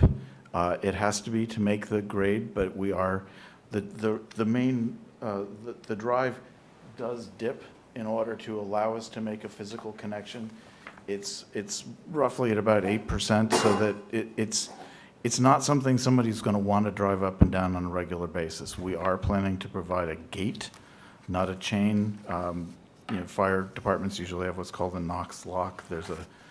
They have the means to get access to a key that's on board the truck upon demand to open the gate and use this access when it's necessary to do so. And what we're doing is we are including a couple of catch basins right in that location specifically to make sure that runoff from the roadway does not result in increased runoff onto the Brightwood cul-de-sac. So we're not intending to change the configuration of the cul-de-sac, that it would remain a cul-de-sac for those residents. They should see, aside from emergencies, there should be no back and forth of vehicles using that connection. So it's not going to look much different than it does now? It'll be paved, Right. but it will be it's intended to be a narrow one-lane connection with a gate across it to allow for emergency access. We're going to keep as much of the screening, the trees that are present along the property line as possible keep the screening. We're happy to continue the discussion with Mr. Smith about the exact configuration of how that planting is arranged to make sure that we're satisfying the concerns that have been raised. Thank you. Can I answer one question? Well, Fred. Oh, I'm sorry. I have to ask Mr. Sacco, the underlying soil, what's the consistency of it? Excuse me? The underlying soil where you're gonna build up, what is the consistency of it? Is it wet, dry, gravelly, sandy? I'm just curious. From my experience of the investigations that I've done, it's, there's shallow ledge in portions of the site, obviously. What is overlying that is a sandy, gravelly material. That's what I encountered when doing the percolation tests. And the tests were done very specifically in the areas where we're proposing to do that system. They were not done away from it. I didn't go looking for someplace good. And what we found out there actually was a little better than we had assumed, based on what the soil maps and everything else that we can check would have told us. So My concern was, and I don't know the answer to it, so I'm asking you, is that the underlying soil act as a sponge to absorb what's coming from the pipes and that's being placed underground. If it's all ledge or clay or whatever, then you're going to be putting water into the ground where it has no place to go. Well, what we're putting water into the ground on the side of a hill that is draining down toward an existing wetland. The wetland soils, we know, because of the soils investigation, these are wetland soils. They are soils that want to absorb and hold a great deal of water, which is why what we're doing is introducing the infiltration on this side of the site. Much of the system is also going to be placed in fill. It's going to be placed in areas where we are going to be controlling what the nature of the soil is that's placed around it. It's going to have to be suitable for the purpose of accepting infiltration. It's also going to have to be suitable to support a future road, to support future homes. We're not building in areas where there is any evidence that there is soft, unsuitable soils that would affect the performance. That was my concern. Mm-hmm. Good, thank you. Marcy? I've been doodling and calculating, and I just wanted to share some things that I've noticed from maybe a different perspective, if you could tell me if I'm accurate. So I'm looking at the existing plan, and it looks like the two knolls labeled rock outcrops are at elevation 20, which would actually create a cut of 6 or 7 feet right there, given that the homes are proposed to be at elevation 13-ish. Is that a safe assumption? I'm just trying to be very specific, because it's hard to say that, you're adding 12 feet across the whole site based on the perimeter grade, and I'm just trying to really understand the existing grade relative to what you have now, so. Right. Well, if I would just So point it'd out. be under homes 2, 3, and 4 Okay. specifically. Under 2, 3, and 4, yes, there's a ridge, the top of which is as high as elevation 20. For example, right here, the high point of the roadway we're proposing is 13.4. The existing grade in that elevation is 16. So we are actually doing a little bit of cutting to bring the site down, partly because that gives us a better grade coming in up the road, partly because it facilitates the connection to Brightwood, and also because we don't want the homes to tower. So, for example, the home C is proposed to be at 13.5. The existing grade right behind that house is at elevation 12.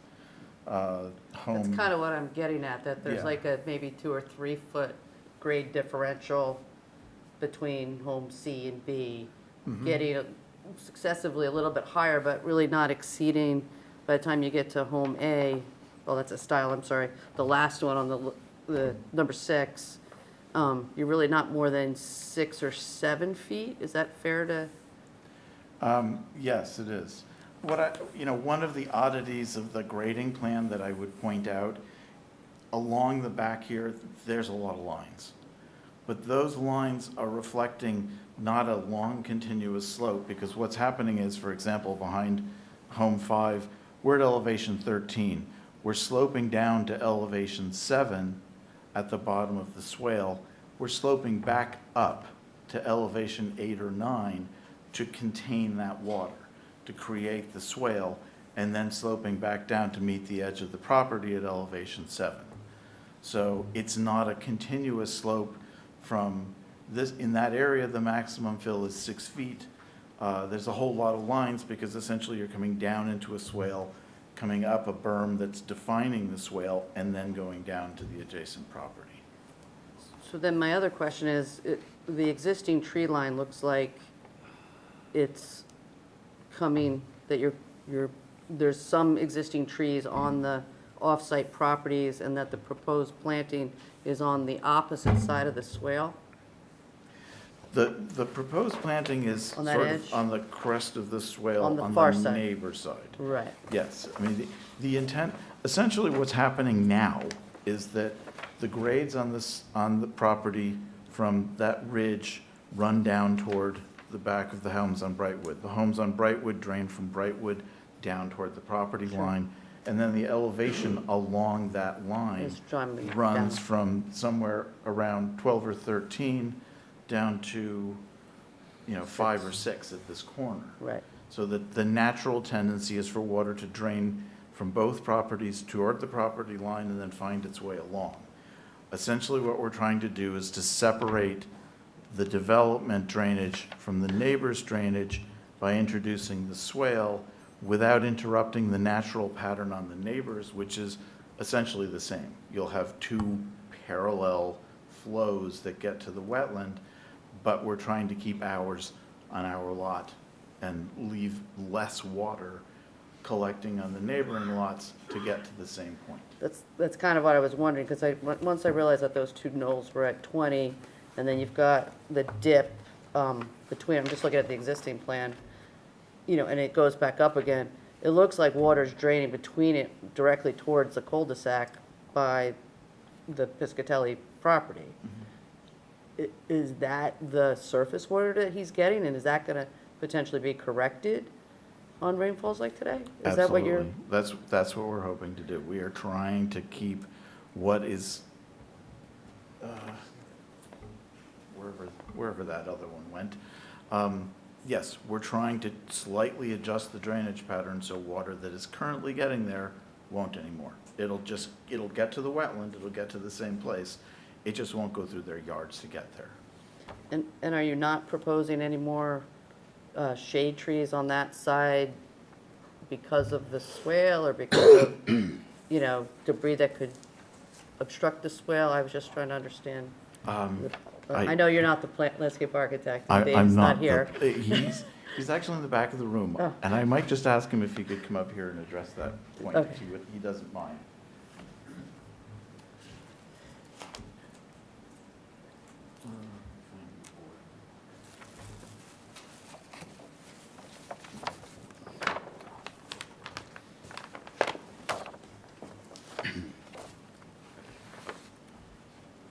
For the record, Oliver Gaffney, landscape architect, TPA Design Group. So the 2 buffer plantings on either side, as Dave was saying, they're set up so that they're going to be on the top of the berm, sort of defining that edge of the swale. They're intended to be evergreen species. There were some comments last year during the hearing about wanting to regulate views, not be staring at the back of some of the units. It's a mixture of native plant species that are occurring on site, eastern red cedar, which occurs in the upland areas, American holly, which occurs in some of the wetter areas in the woods that we saw on the site walk with Connecticut Deep, eastern arborvitae. The idea is that these will grow to a height of 30, 40 feet, have a width 5 to 10 feet, depending on the species, and they will define the edge, regulate views to and from the site, and sort of create a little bit of a neighborly border. Right, so they're all evergreens. Yes. You're not There are introducing any currently deciduous. along both property lines canopy trees different maples, oaks, hickories, birches. Those will remain. They have heights between 30 to 50 feet. We're providing the evergreens sort of in front. That's sort kind of what I was trying to understand, that what their edge was. It's, they have a wooded edge, and then Right. you have the, sort of a screen, and then on your side with the hatch, is that a seed mix? Or a? Yes, so as my colleague Dave Sacco was describing, you have the swale going on. As part of the maintenance of that, we're trying to avoid the sort of suburban need to get in there and mow every week. It's a low-mow seed mix. It's designed to be maintained periodically through the season. It can be somebody with a brush hog attachment on a weed trimmer can go in during the off-season, cut it down to a prescribed height. If it's something just for aesthetics they want to do more often, they can do it multiple times per season to a prescribed height.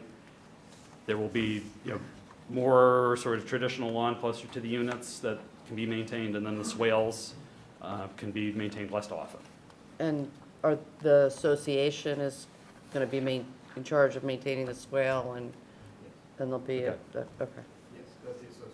Okay. Right, there's nothing, So it's like a condo complex? yeah, it's not something that you have to be a rocket scientist to figure out, but we can certainly No, I just describe that a wanted, little I make sure I had had it down right. Yeah, I mean, I think that kind of information we'll need, what the proposed maintenance is intended to be. Thank you. Any other questions from commission members? Ms. Suchins, do you have anything else at this time?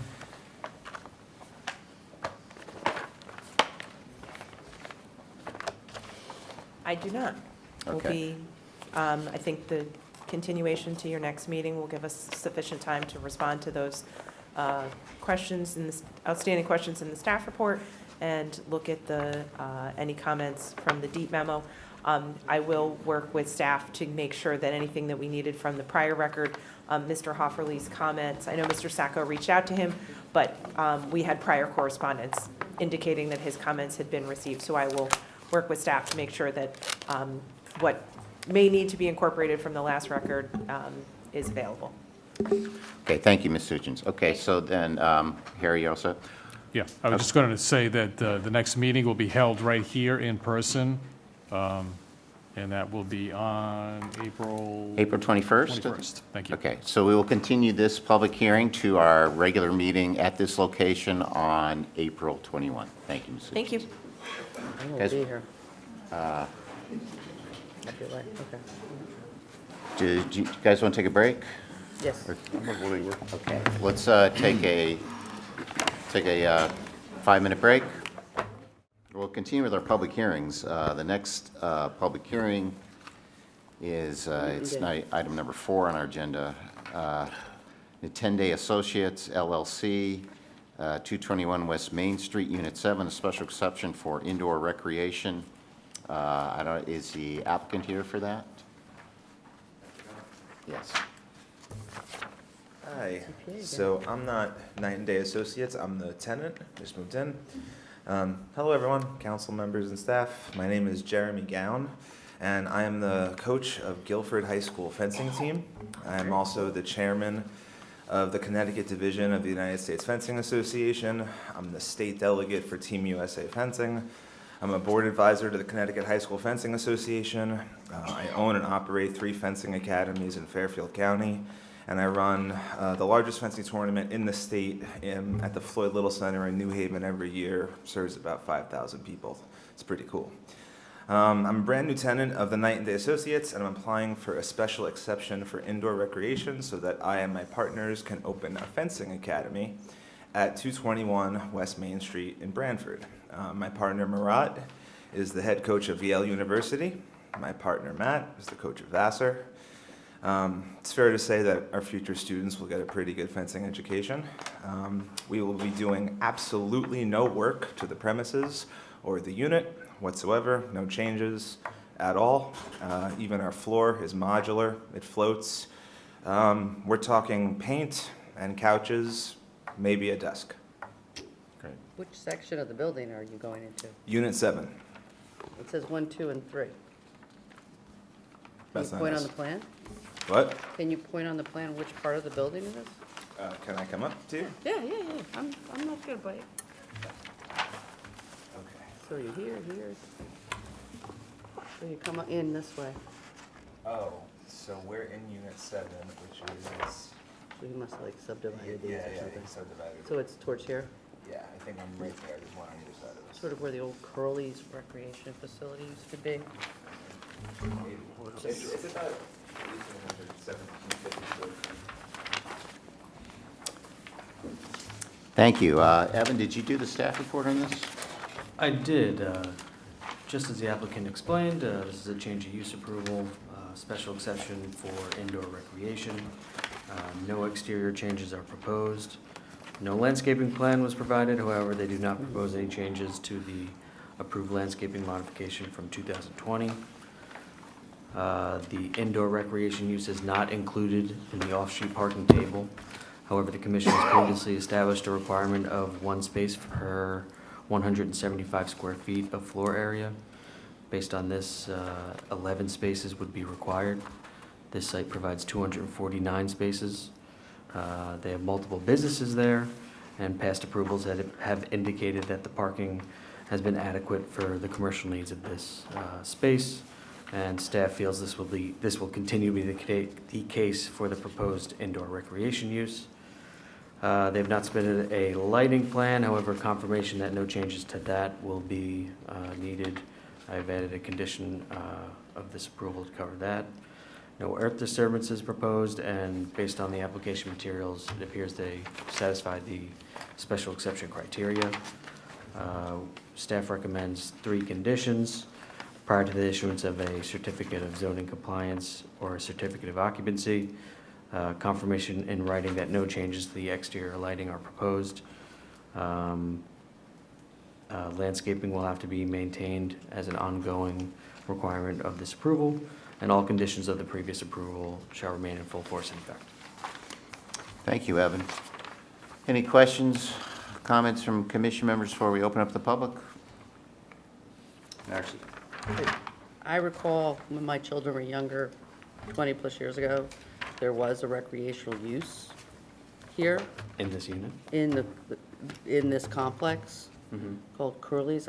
I mean, I don't know if that was ever approved or not, but is some of that get considered as being retroactive or like a pre-existing use? I mean, I'm just trying to understand I the believe legality of it. the latest use was just a retail store, and that's what. Yeah, I know it was originally proposed as retail, and then when it, and then I think there was like the trade school was in there or something. Yeah, the trade school. So I And- think that subsequent use sort of. So it eliminated erases that. and then it Yeah. starts fresh.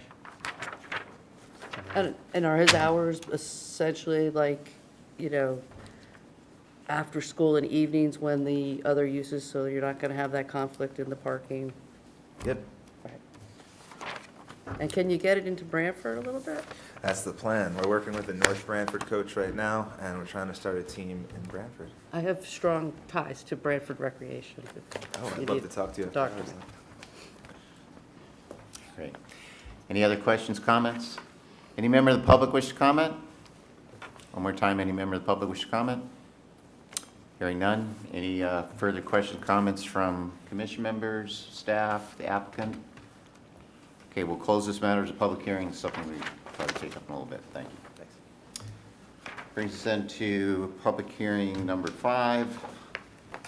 This is Stephen Rita Proda, applicant's owner, 36 Greenfield Avenue, special exception for an attached 2-car garage. Is the applicant here on that one?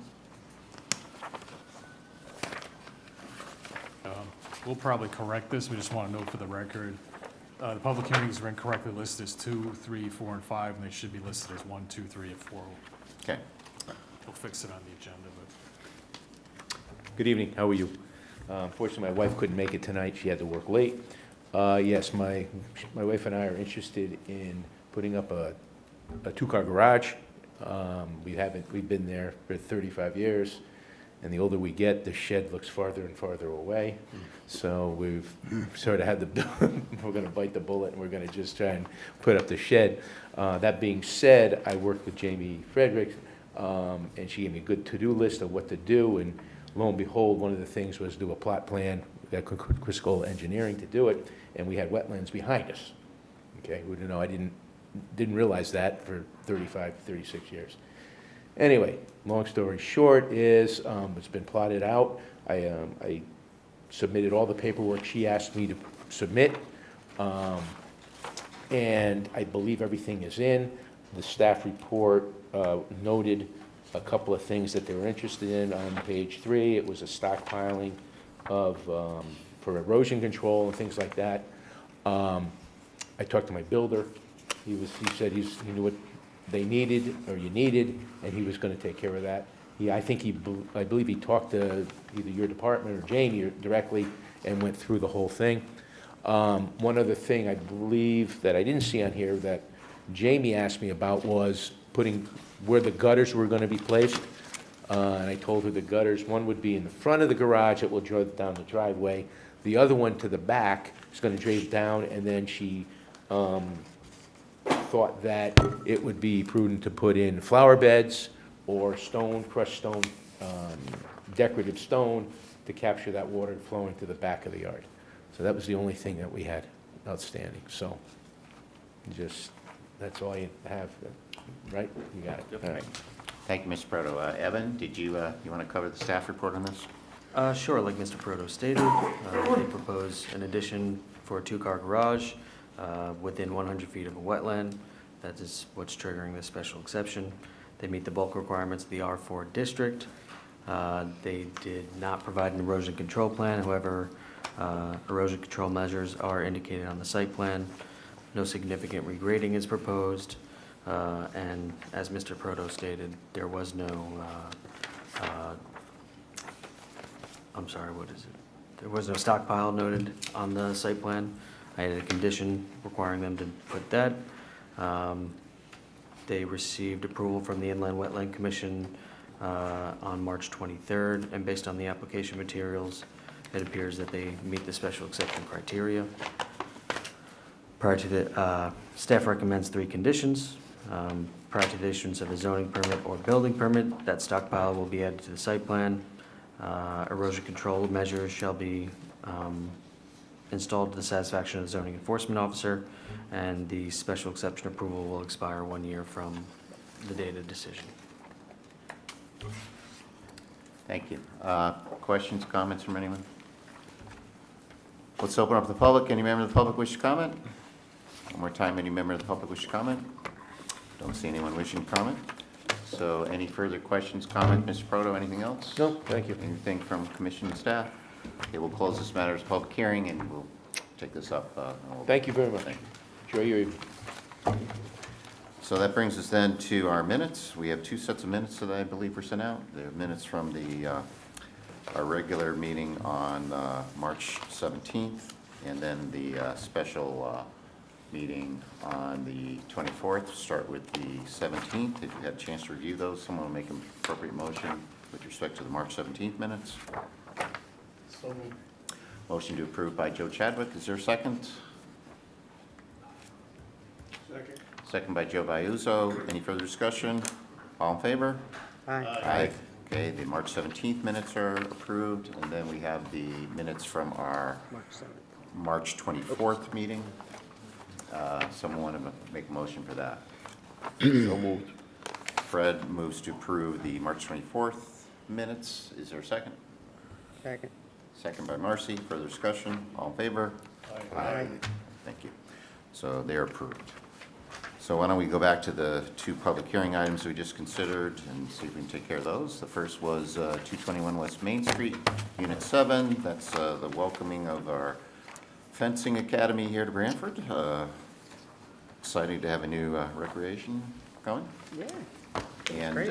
Evan, I think you reviewed with us the findings and conditions, and they're in the staff report here. I think you just recited them. And anyone have any questions? If not, someone want to make a motion to approve the application with the findings and conditions as set forth in the staff report by Evan for this meeting that was reviewed during the public hearing. Make a motion as presented. Motion made to approve by Marcy. Is there a second? Second. Second by Joe. Further discussion? All in favor? Aye. Congratulations. Next, we have number 5, which I guess really should be public hearing for, although it's agenda item 5, That's the Mr. Prota's special exception for his two-car garage. And again, seems to be relatively straightforward. And unless someone has any questions or comments, does someone want to make a motion to approve the application with the findings and conditions reviewed by Evan that are contained in the staff report? So moved. Moved by Fred. Is there a second? Second. Second, Marcy. Any further discussion? All in favor? Aye. Congratulations. Filled away. So then that brings us then to our old business, and we have another number of deliberation items to discuss. We were lucky to get through our public hearings, but now we have the fun part, and now we get to talk about them. The first items for old business are items 1 or 2. That's the Amazon. One, FSI Acquisitions, Hamilton Brantford LLC, 3049 Commercial Parkway, and special exception for grading and a special exception for warehouse and distribution. So we had, I believe, 3 evenings of public hearings, and I know there are various reiterations of staff reports. There were some, I guess, some little issues about illumination and maximum illumination of a certain spot and motion sensors, and I think a couple of landscaping issues and a sidewalk and a crosswalk. I mean, there was some detail sort of thing. But before we get to that, are there any big issues? I guess we should, is a special exception. We should start with just discussions about the use itself. And I guess Massimo, I guess we got to keep it to the 5 regular members. Yeah. So I understand. I mean, there were some, some public comments. I mean, there was concern about the truck transportation. The main concern is traffic. I think that was sort of a general concern about, we've got 4 stoplights within a quarter of a mile, and it's whatever, and houses. So there's sort of general concerns about traffic, and then there was the, concerns about the Short Beach issue of trucks, of the freight truck, the delivery trucks coming from Tweed and going through Short Beach and accessing that. And I think that was kind of put to rest. I don't think we have jurisdiction over that to regulate truck routes, although, that was concerned. And it's also appeared to be not going to happen. I'd like to meet the person who concocted that story. Wow. It is truly one of the most amazing myths.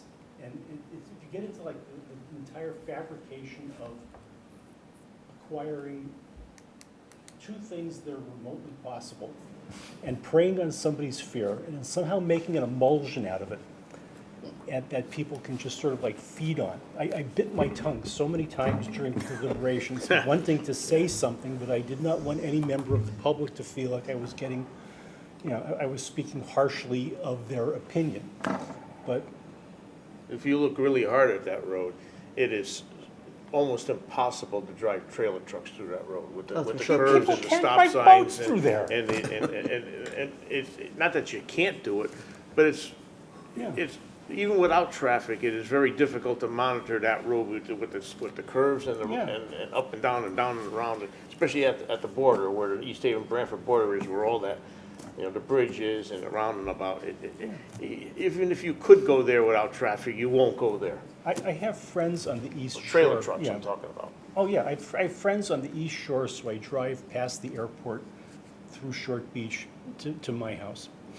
And I've had a CDL. Granted, it was only a Class B, but I can't imagine driving. I mean, the concept of having, gypsy truckers turning this into the Red Ball Express, from the airport is pretty. It's just not practical.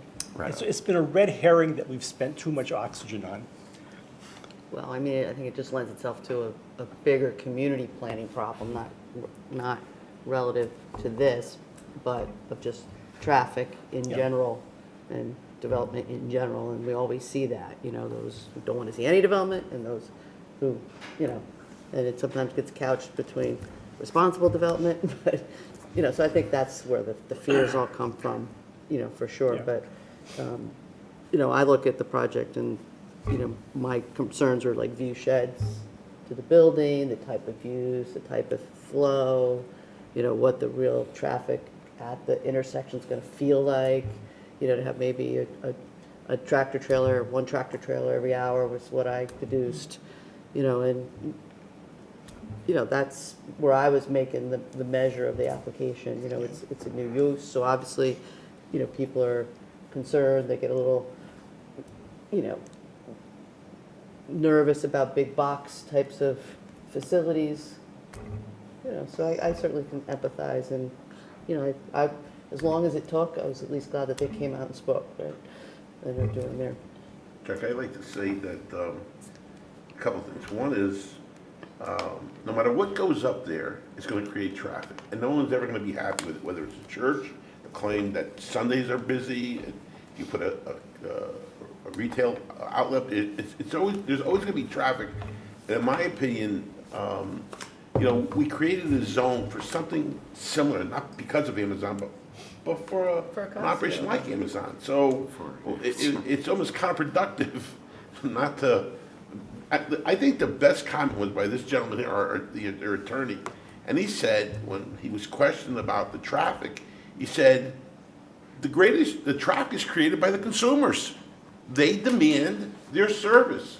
And so they're providing a service, and part of their service is getting their product to your house where you don't have to go out. So they're driving on your street, but you're not driving on your street. And so I think there's also a counterbalance, but there's probably no way to ever measure that.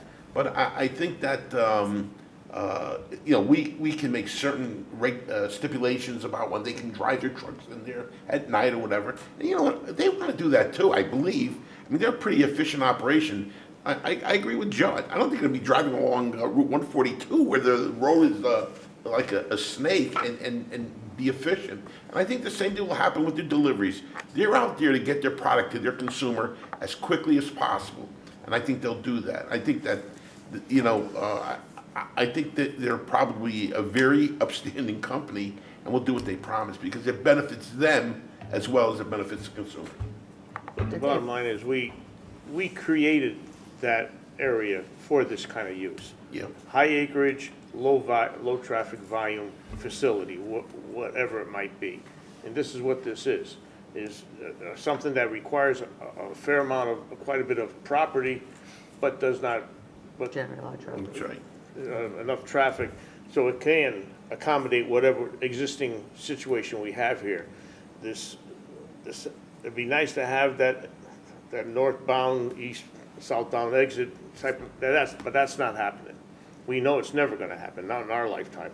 I don't see it, because they just adamant about that. The state is very adamant about that. But to that end, it's important to note that the trucks coming to the site aren't coming through exit 54 or leaving to 54. Most of them are getting off at 53. Right, and going in the opposite They're direction. coming from North Haven, they're coming from Wallingford, they're coming from South Right. Windsor. That's So what that, to me, they was were saying. a very important distinction to understand with the traffic in combination with how often. You know, it's a little harder for me to understand the smaller vehicles and the in and outs, but I don't think it's more than what we would see from traffic if a Costco or some other major retailer went there, which is what that property is zoned for.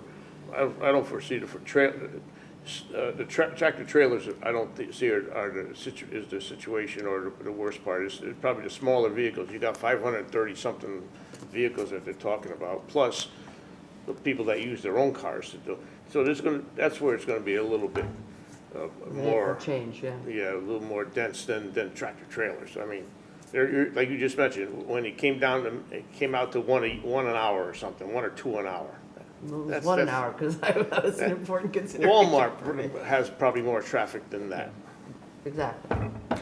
You know what may also happen is that if there's more pressure on 53 because of the development, I think residents will gravitate to go to 54 or 55. I mean, Yeah, they'll stay on the highway longer. Yes, well, you know, it's just not, there's, 3 or 4 exits on, into Branford.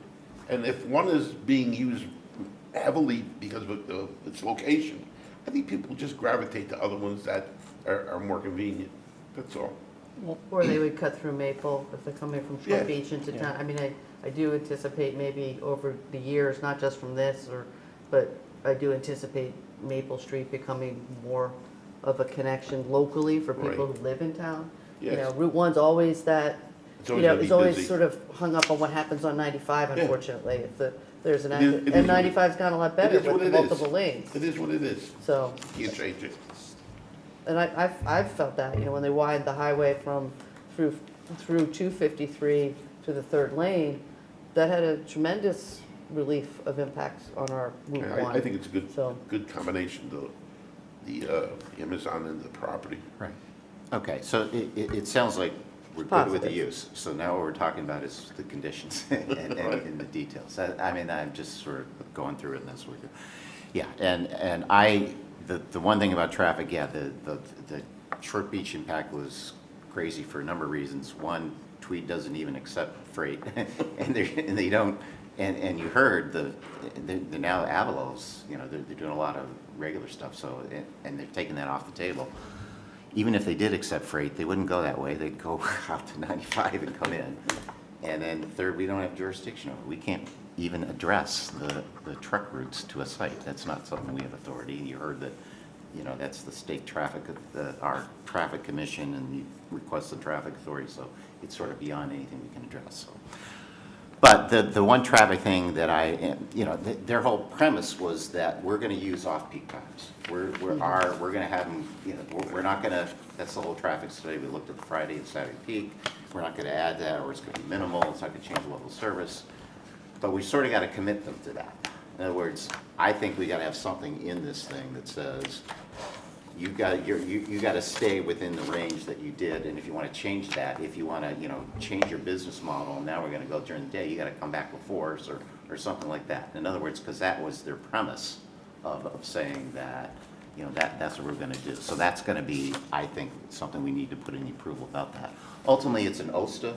We understand that, and then I understand there's the question of, do they want the additional lane? That's the turning lane in. That was a question. There was a disagreement between your traffic expert and our in front of review. Starbucks? Yeah, in front of Starbucks, so I you know, and we can talk about that. But anyway, the big picture sounds like, okay, we're good to it, so let's look at the details. And maybe, Harry, you did the staff reports or whatever, you would be drafting the resolution. Evan and I. Evan and you guys, yeah, you both would do that. So what do you recommend, what do you need guidance for us? Well, I think you just covered the first thing, which is what to do about the Shift submitted hours? information about trip generation, and that being limited to off-peak hours essentially, and that's what made the proposed traffic flow functional and acceptable. Yeah, somehow indicating that they're gonna do what they said they did, and if they want to Yeah. depart from that, you gotta come back. Yep. Okay. Does that sound fair? I mean. Sure. Okay. I What wanted are, to discuss the sidewalks. sure, I mean, that sidewalk's probably on the list, right? Yeah. Yeah. What we could propose is essentially enshrining the last bit of discussion about that, which I think was the applicant stated they do not want to have to or be obligated to construct a sidewalk off-site onto the neighbor's property. However, they might be willing to, or be willing to contribute towards that construction should the abutting property owner agree to that.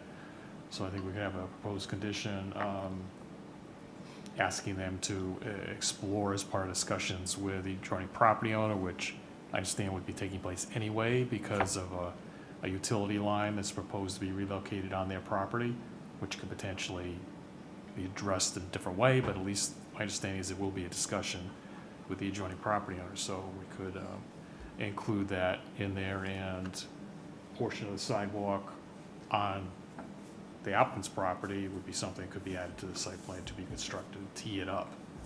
Well, I think they So it's should, not- I was just wanted to make the point, sidewalks should be provided on their property. I mean, Yeah, at a we minimum. wanted to take it all the way I up mean, to that's all the that I point. really, you know, I mean, I feel like we might have missed something by not anticipating the extension when the other application came through, but Right, I, right. you know, I appreciate their generosity to help remedy that Yeah, situation, but yeah, I think that is, yeah, I do too as well. you know, So I think we just clear up that detail, and that would be the way we'd suggest dealing with it. Does that make sense? Yeah. Well, what other details? I'm going or to defer to conditions Evan does on landscaping and. What do you think? The applicant satisfies the landscaping requirements of section 6.3 after they added a number of plants into the front yard area. They also removed tenant logos from a number of signs.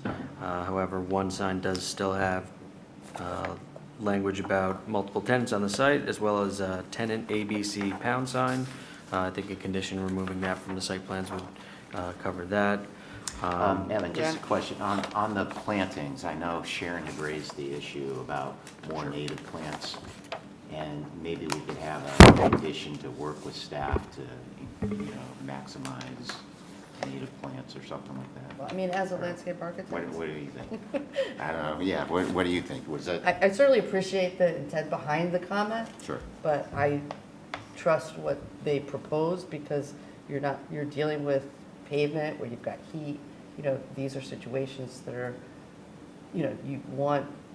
don't necessarily want or will be able to manage and maintain native plants for a variety of reasons. So, while I certainly encourage the use of them, I trust the planning plan that was proposed to serve the needs, not only of the facility to make it neat and maintainable, but to also, deal with the heat effect coming off of the pavement and, can live with the salts coming up, which aren't natural native conditions.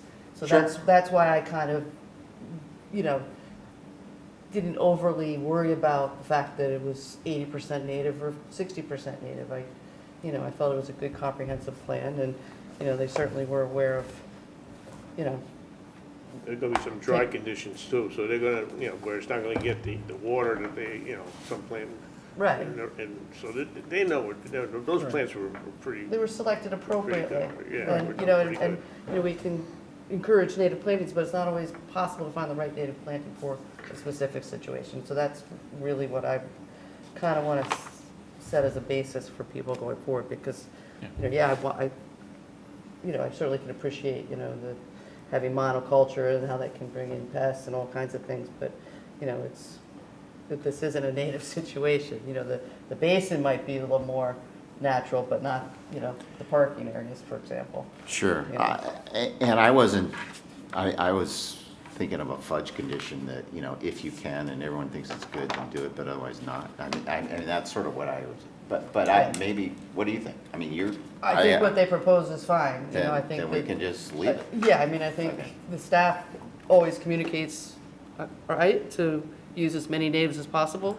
Yeah, I think they did make an effort in that direction. I mean, you could have a condition saying they just revisit it. I think we'd certainly defer to the landscape architect to design the planting plan. Well, I think you got that message. Yeah.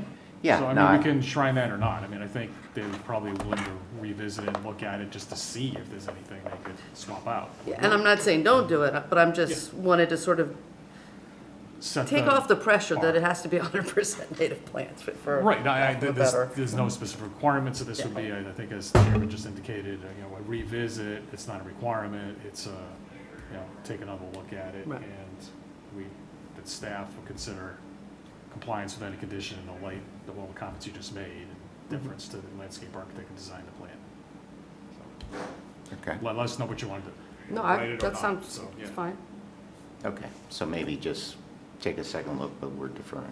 We can come up with some wording then, you can include it in the motion or not, we'll just have it there if you want it, so. Okay.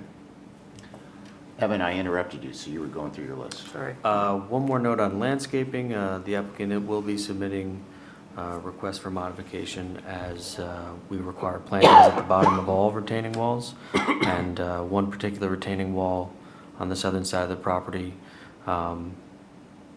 I guess has to be used for snow storage, and so plantings wouldn't survive there. So they're just making that request because they can't meet that one particular requirement. But that doesn't change the overall count? No. Okay. It's just the allocation or the placement of, okay. So we need to make some finding or something to get around that? Allow that to deviate. Yeah, we'll need Yeah, you'll need to make a excellent. finding of excellence in landscape design. Excellence in landscaping Yes, design. it's required. Like I Okay. just said. Yeah, and they're adding a lot of plants, yeah. Yeah. It's excellent. The final issue is the max illuminance level. And the applicant does propose to have lighting under the launch pad canopy over the permitted limit according to the regs. But they are proposing to use motion sensors to temporarily lower this light level. So I think it's really a determination that you guys have to make of whether this is something that would require or potentially require a variance or a zoning reg amendment, or would this use of the motion sensors constitute compliance with this regulation? Well, I've got an opinion on this, and it's really sort of outside of my jurisdiction to make such a comment. But personally, I think the motion sensor is going to drive people crazy. And based on the structural premium they're paying to cantilever the canopy, if they were to put some columns to support the canopy and give it just a simple, make it a simple structure, they could get the type of covering that you would use for air handlers or cooling towers, and use that to screen that little area of the building. It would give us a windbreak. It would technically put it within the structure, and they could have OSHA-compliant lighting for the task and not have the sort of disco effect of every time an animal goes by, the lights come on, or somebody's working on the blind side of a truck and the lights go off, and then you've got to go out and try to find wave around and get the detector back on. Again, this is totally outside my jurisdiction to make a recommendation like this, but it just struck me that at some point somebody was a slave to the design of the standard building with the canopy and just didn't step back and say, well, we could just do this. And I can't see it being a huge cost premium, especially given what they pay to make these canopies cantilever with the wind loading and everything else you've got to take into effect. Can I take a different approach to that? The light levels are created to not have light spillage off-site, right? Right. So, I mean, I remember from the sight lines, not even be able to see large portions of the building from the public ways, which are lit 24 hours. If I think about the distance to the neighbors, it just seems like it's one canopy area that, that doesn't meet the standard, and it's, in the woods, and if a tree falls in the woods, can you hear it? Like, it's kind of, I feel like it's the same thing. We're just so checking off too many boxes, not just thinking practically about, there's a huge impact for the facility that they need the light to do the work, especially given that we're pushing them to off hours for traffic purposes. So why are we now hampering them to, if there's a better design solution, I'm all for it, but. I don't think it's a design question, if you want some input from staff, as much as it's a compliance with the regulations. And there are, right, wrong, or indifferent, there are limits right there, and we've applied them consistently in the past. So arguably, there is a missing piece here where there's a canopy and the need for more intense lighting under it that might have been envisioned in the lighting regulations, which could be a good rationale of changing the light regulations in this particular regard, or a variance. But to be consistent, I guess I'm defender of the regulations at this point. Right. That's what's in the regulations. So, and there is no modification provision in there as there is from landscaping, and there's different state statute limitations on what you can modify and everything else. So. Should there be a statement that says if lighting excellence, like we do with the probably landscaping? ought to be, well, just because that's a whole other question, but to have a separate section in there for this purpose might be a good addition. And that's something, frankly, as staff, I would support if the applicant wanted to come back with that. If that's meaningful enough to them, or if they're concerned enough about the 2-foot candle difference between what the regulations allow and what they're proposing. So I don't know, that's just my 2 cents. But, so, Like I said, I just look it's at their it. decision, in terms not of- mine. I mean, if it were in the middle of the town center, you know. Well, I understand that, but You feel it and you see it and it's in your face, and this just doesn't seem like it's something that's in your face, so it's sort of like, what harm is it I know it, I agree it doesn't. I understand what you're saying, there's yeah. just, it's a Yeah. blanket. It's a technical thing, I get it. Basically, if we have to stay within the regulations until we change it, if we change it, That would the be my easiest take. way, and given the fact that we're just saying it's pretty much remote, like Marcy was saying, that you're not gonna, really, I can see, but still, the regulation is the regulation. So Exactly. to me, the easiest and the quickest way is to just get her a variance, They could do that. which won't take long. Right.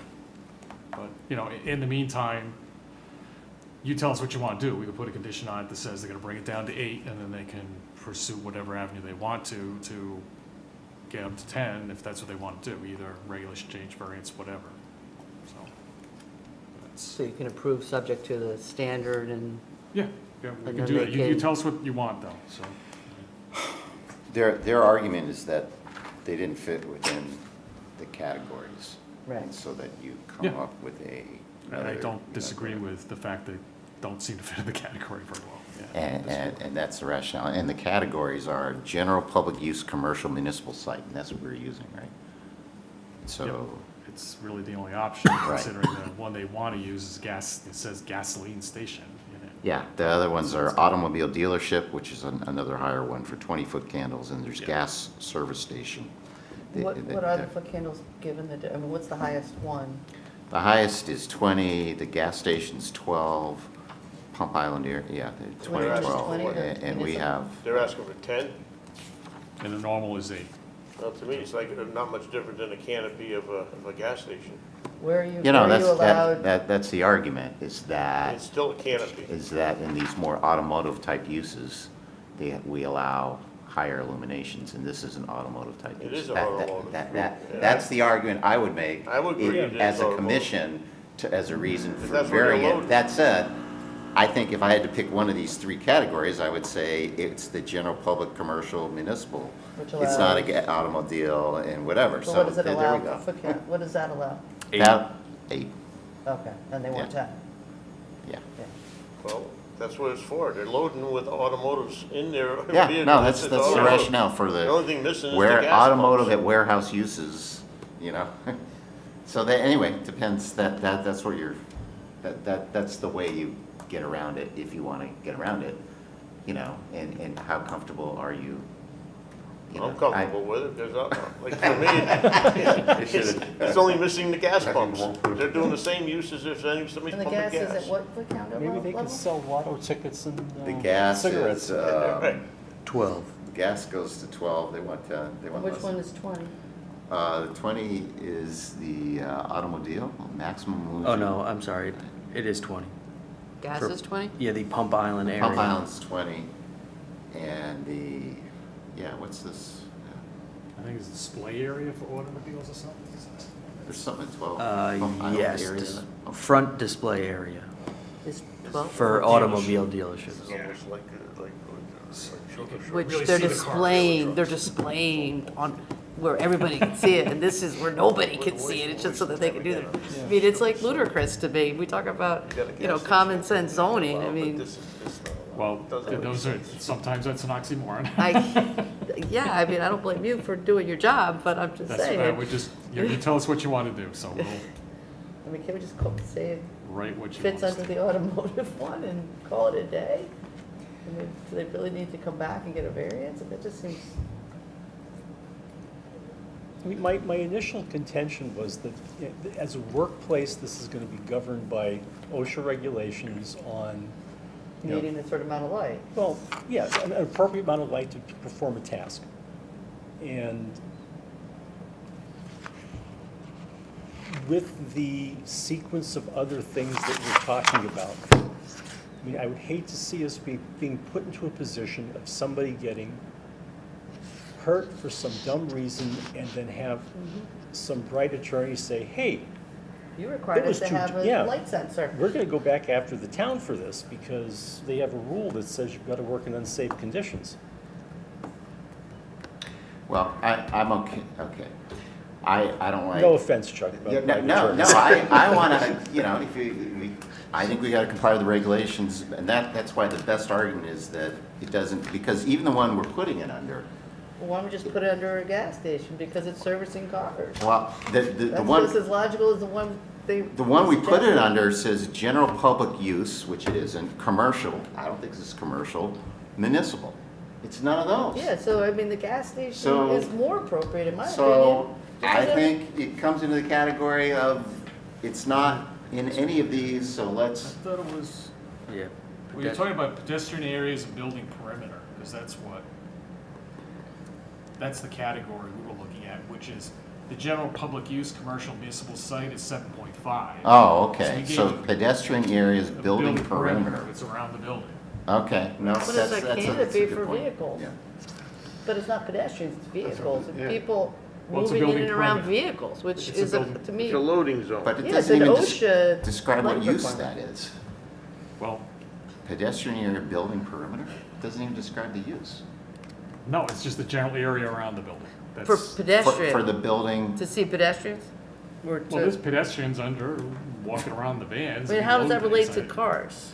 I'm not, I I'm mean, just I just, trying to I don't defend understand how the they, process, that's I all. mean, I know you didn't write it, but I'm No, just. I mean, Okay. arguably, another category is called for, probably. Right. To be added. To But- be added, that But would address the in situation. the absence There of was no- having a more That's more your, accurate. that's your judgment call. Yeah, you tell Okay. us what you want to do. So, Okay, so what we do you want to do, could guys? condition it based on it being a car canopy.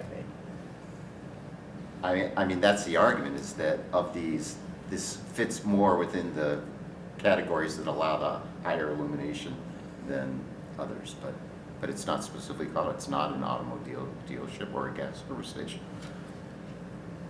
So, Well, I don't Can understand why. we rule on this based on a preemptory category? what? Not preemptory, a category that we plan to designate at some point really soon. Well, no, it's just, it's within the logical train. We don't, yeah, we don't it's- have the category now. The standard did not contemplate the category when it was written. Right. But I do think condition minus exists. the gas pump, it really does fit. Right, the condition exists Because it's and we're making vehicles. analogies. It's pedestrian vehicles moving Yeah. around vehicles, and that's From what you a do at a gas zoning pump. logic perspective, that's one reason the variance exists, to provide for those situations where the regulation The regulation is creating the a hardship. it's not, it's a Well- situation's not addressed Right, but well. The Okay. variance assumes there's a certain perfection in the regulation. No, that- I think the better approach if you want to do is to You pick know a what? category that makes it work, if that's Okay. what you want to do, Now and I'm- to say the category's not envisioned, therefore we're going to approve it. Now I'm leaning back towards being a legalist. And I'm gonna, look, they gotta go through OSTA. They got plenty of time, either get a variance, or we can do a text change. By the time they actually, at the point of doing this will be fixed, you know, so, So how is that any different than just putting it under a we'll gas? just put it. what- Designate as a gas? Because I think, in fairness, Fair I'm having a hard time saying this is an automobile dealership or a gas service station, because it isn't. And the other general is more general than I thought, which is But if you pedestrian look building at the, perimeter, so. but the difference between the other two categories is they address people working in and around cars and being able to be seen. I agree, the purpose. So to me, either of Yeah, those the two is underlying- more appropriate than the first. I agree, that's the argument I It's- made initially, that's, you know, So, but what do you want to do? Why, I just changed, I whatever. mean, we can write a reg change if you want to sponsor as a commission and create another category and Yeah, that's go through best the way to do it. process for it, if that's what you want to do, we can do that. well, I mean, I think the general category needs to say, you know, where Or give there's us, give us something frequent to allow us. circulation of people and cars in a dark situation, increased lighting Well, is 8-foot appropriate candles up is, to a certain level. 8's not very dark. 8's a pretty bright amount of light, really, because the average parking lot's like 1 or 2, so 8's not Okay. an insignificant amount of light. I'm not going to question OSHA or whatever, but I think we can write something. Can we just approve it contingent on OSHA standards? I don't, just following No, what there Chuck's is no suggesting. exact I'm just saying, OSHA we can do it if standard you on that, want us to. What do you guys, what do you want to do? You want to, let it stay at 10 and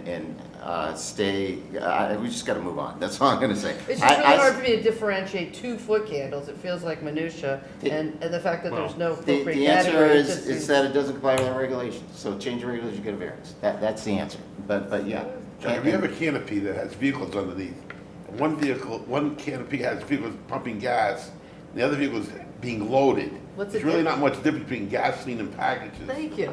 You're dealing with a vehicle that's, Loading. yeah. Yeah, I putting in some people. have a harder time saying this is an automobile dealership or a That's true. gas service station, and it's neither. I understand the rationale, anyway, but whatever, I'll vote me, guys, that's fine, I have no I problem. think we have. I think, Okay, I think you have. I So- think Harry has the Sorry, right they idea. won. Design trumps I- legal tonight. What I understand is you want to consider as a gasoline station. I do. They want to allow Can't 10. We're putting this in a separate category. We're sort of filling in a gap. We're finding that doesn't come within this, The and use so we're is going to allow most 10. consistent I with don't the know. category of a gas station, although there are I have gas more problem with that present. than saying it's analogous to a gasoline station, therefore the commission feels it Yeah, falls under that okay. category, therefore it's allowed. Right, yeah, it's But analogous. the commission isn't proposing the approval of gasoline pumps. Well, that's not in the plan, so that's fine. But The function if you is guys don't analogous. care how it is, as long as it allows the 10, we can come up with something. Well, Is that what yeah, you want? I That's know. what I'm It getting just out seems of like this.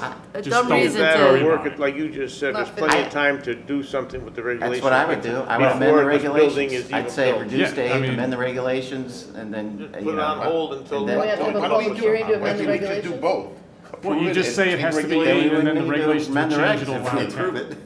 Yeah. If you say it has to be 8, and then you sponsor a regulation amendment that allows for canopies, a light level of 10, then as a minor site plan, I get a Right, wave come up with magic some wand with a light level condition Why that can't says you- it's Or allowed what without. OSHA Why requires can't you or write the something like condition the that. way we said, and then at the end say, you Yeah, know, we could do that until which time a more If the suitable regulation changes, regulation then it could be 10. is Yeah, present. Absolutely, we could do that too. So they don't have to go through the Well, loop of the okay, lawyer. And then they're not restricted by the timeline.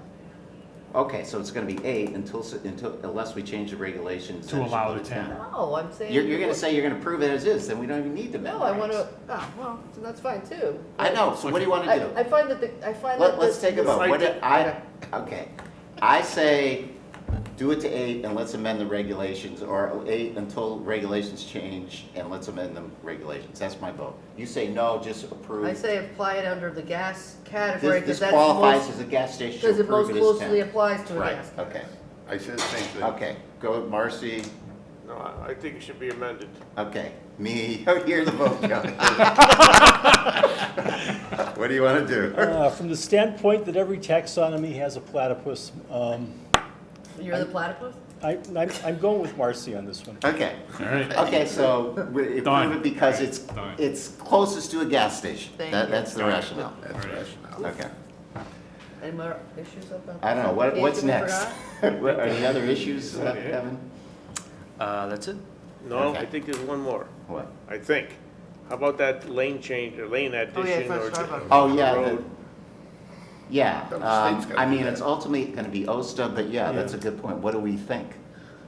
I mean, what do we wanna recommend OSTA does? They I were guess? right when someone, the traffic manager, I think, was right, in my opinion, that if you add that extra lane, you're pushing everything over, then what do you do from that driveway to the next light where the entrance is to the, now you gotta have more people. Yeah, that, I was concerned about that, because right now, everyone in that lane is going to exit 53. Right. And now you're gonna have just a right turn only lane, and then, it seemed a little bit confusing. Honestly, It anytime just I've gives ever you gone an to extra lane you gotta Starbucks, get I've over come in a out- short period, in a very short distance. Yeah, you know, But this concern was more about people exiting, Yeah. Starbucks. Correct. That was- If that exit was not there, then they'd be forced to exit over the commercial Exactly. parkway. And that makes it a lot safer. Now they're coming onto Commercial Parkway, there's a light there. The other way, it's dangerous. If Amazon never showed up there, it's dangerous the way it is now. Well, honestly, anytime I've ever gone to Starbucks, I've never used that exit there. I've always gone to the left. So we're talking about Through the adding parking. an added right Well, I turn go lane. down. I do go down. Can't afford They're to. In they're front of adding a Starbucks? right turn only lane onto Commercial Parkway. Right. To go up to this place. In front of Starbucks area. Yeah, that's what they proposed. That would make go earlier. And the problem is people exiting Starbucks aren't gonna wanna go into that right turn lane because they're coming out of there. They could have just gone through there. So they're gonna have to cross over and that's sort of a dangerous condition. I don't see how you put the right turn only, and that's taking out sidewalks. Yeah. You know, that's what every time I What's the drive by state, there. what's the DOT say? It's their property, what I are they know, saying? we could, they're gonna decide it. OSHA's gonna decide, but the question is, do we wanna make a recommendation? I don't see a need for it unless OSHA has some other reason. I'm not. I mean, they've recommended it. I mean, their guys. OSHA recommended Now, their traffic expert said, we should put in a right turn lane. Yeah. And our guy said, no, it's a safety issue. But I didn't know how you would, But is it? where would the sidewalk be? I mean, that's what I don't know how much right of way there is to push the sidewalk closer to the parking lot. and with then it'd be a Chipotle. weird sidewalk, it really would, because Well, then, you get to exit right. 53 and then it's back over and it's just weird. I don't know if there's that much, I can't visualize, I don't know if there's that much property to do that. Because the parking over there where Chipotle is and all that, it's getting pretty close. Yeah, this is my There's exit. I equipment drive on on that this area, every too, with day, and I'm sidewalks trying to and figure out stuff. how that's gonna work. Yeah, didn't you have to say, I had our problem too, looking at it, Yeah. thinking, how's he gonna, I don't know where it is. It's one of these sheets, right? I mean, do you know? I don't know, it might be the traffic study itself. So I don't think any of the plan sheets go that far down. I think they stick to the property, such as Oh, the okay, application. it's actually in the study. Right, which we don't think we have for everything because of spatial constraints. Right.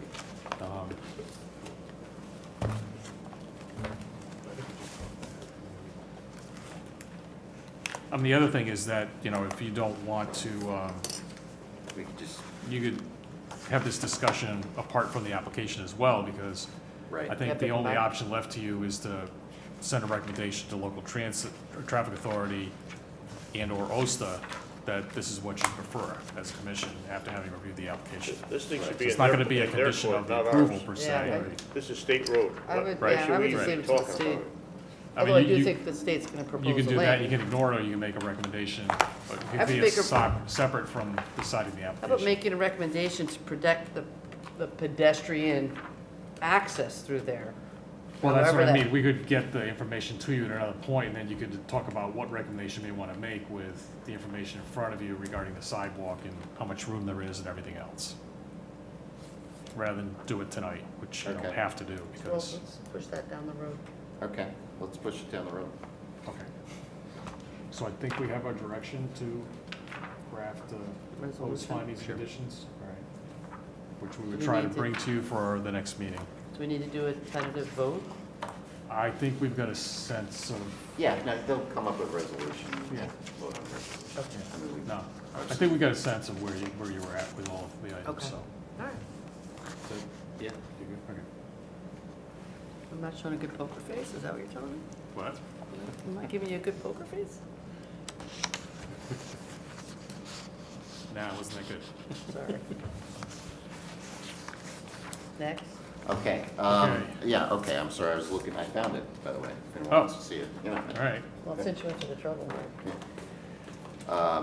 Okay, so, I'll just mention, we do have a fallback, as we talked about, your email correspondence, potential special meeting for next Monday night, either on Zoom or we have a room, if you want to do it in person, to go as far, to handle things you may not want to handle tonight, considering there's the 11th?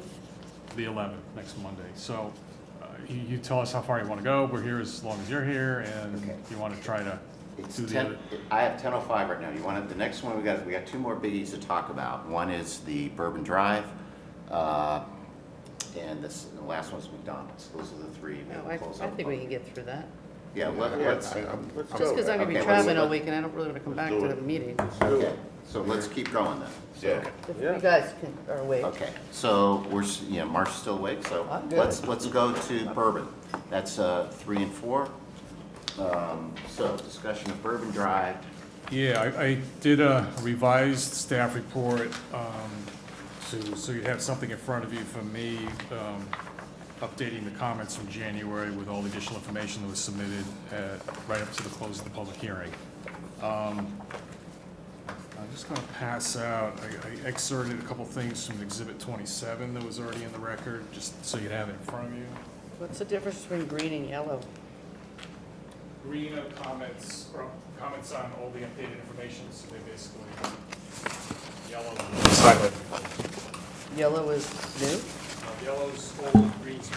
Oh.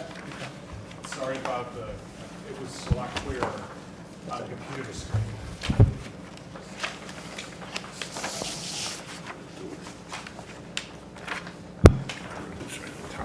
I just thought having this in front of us would help.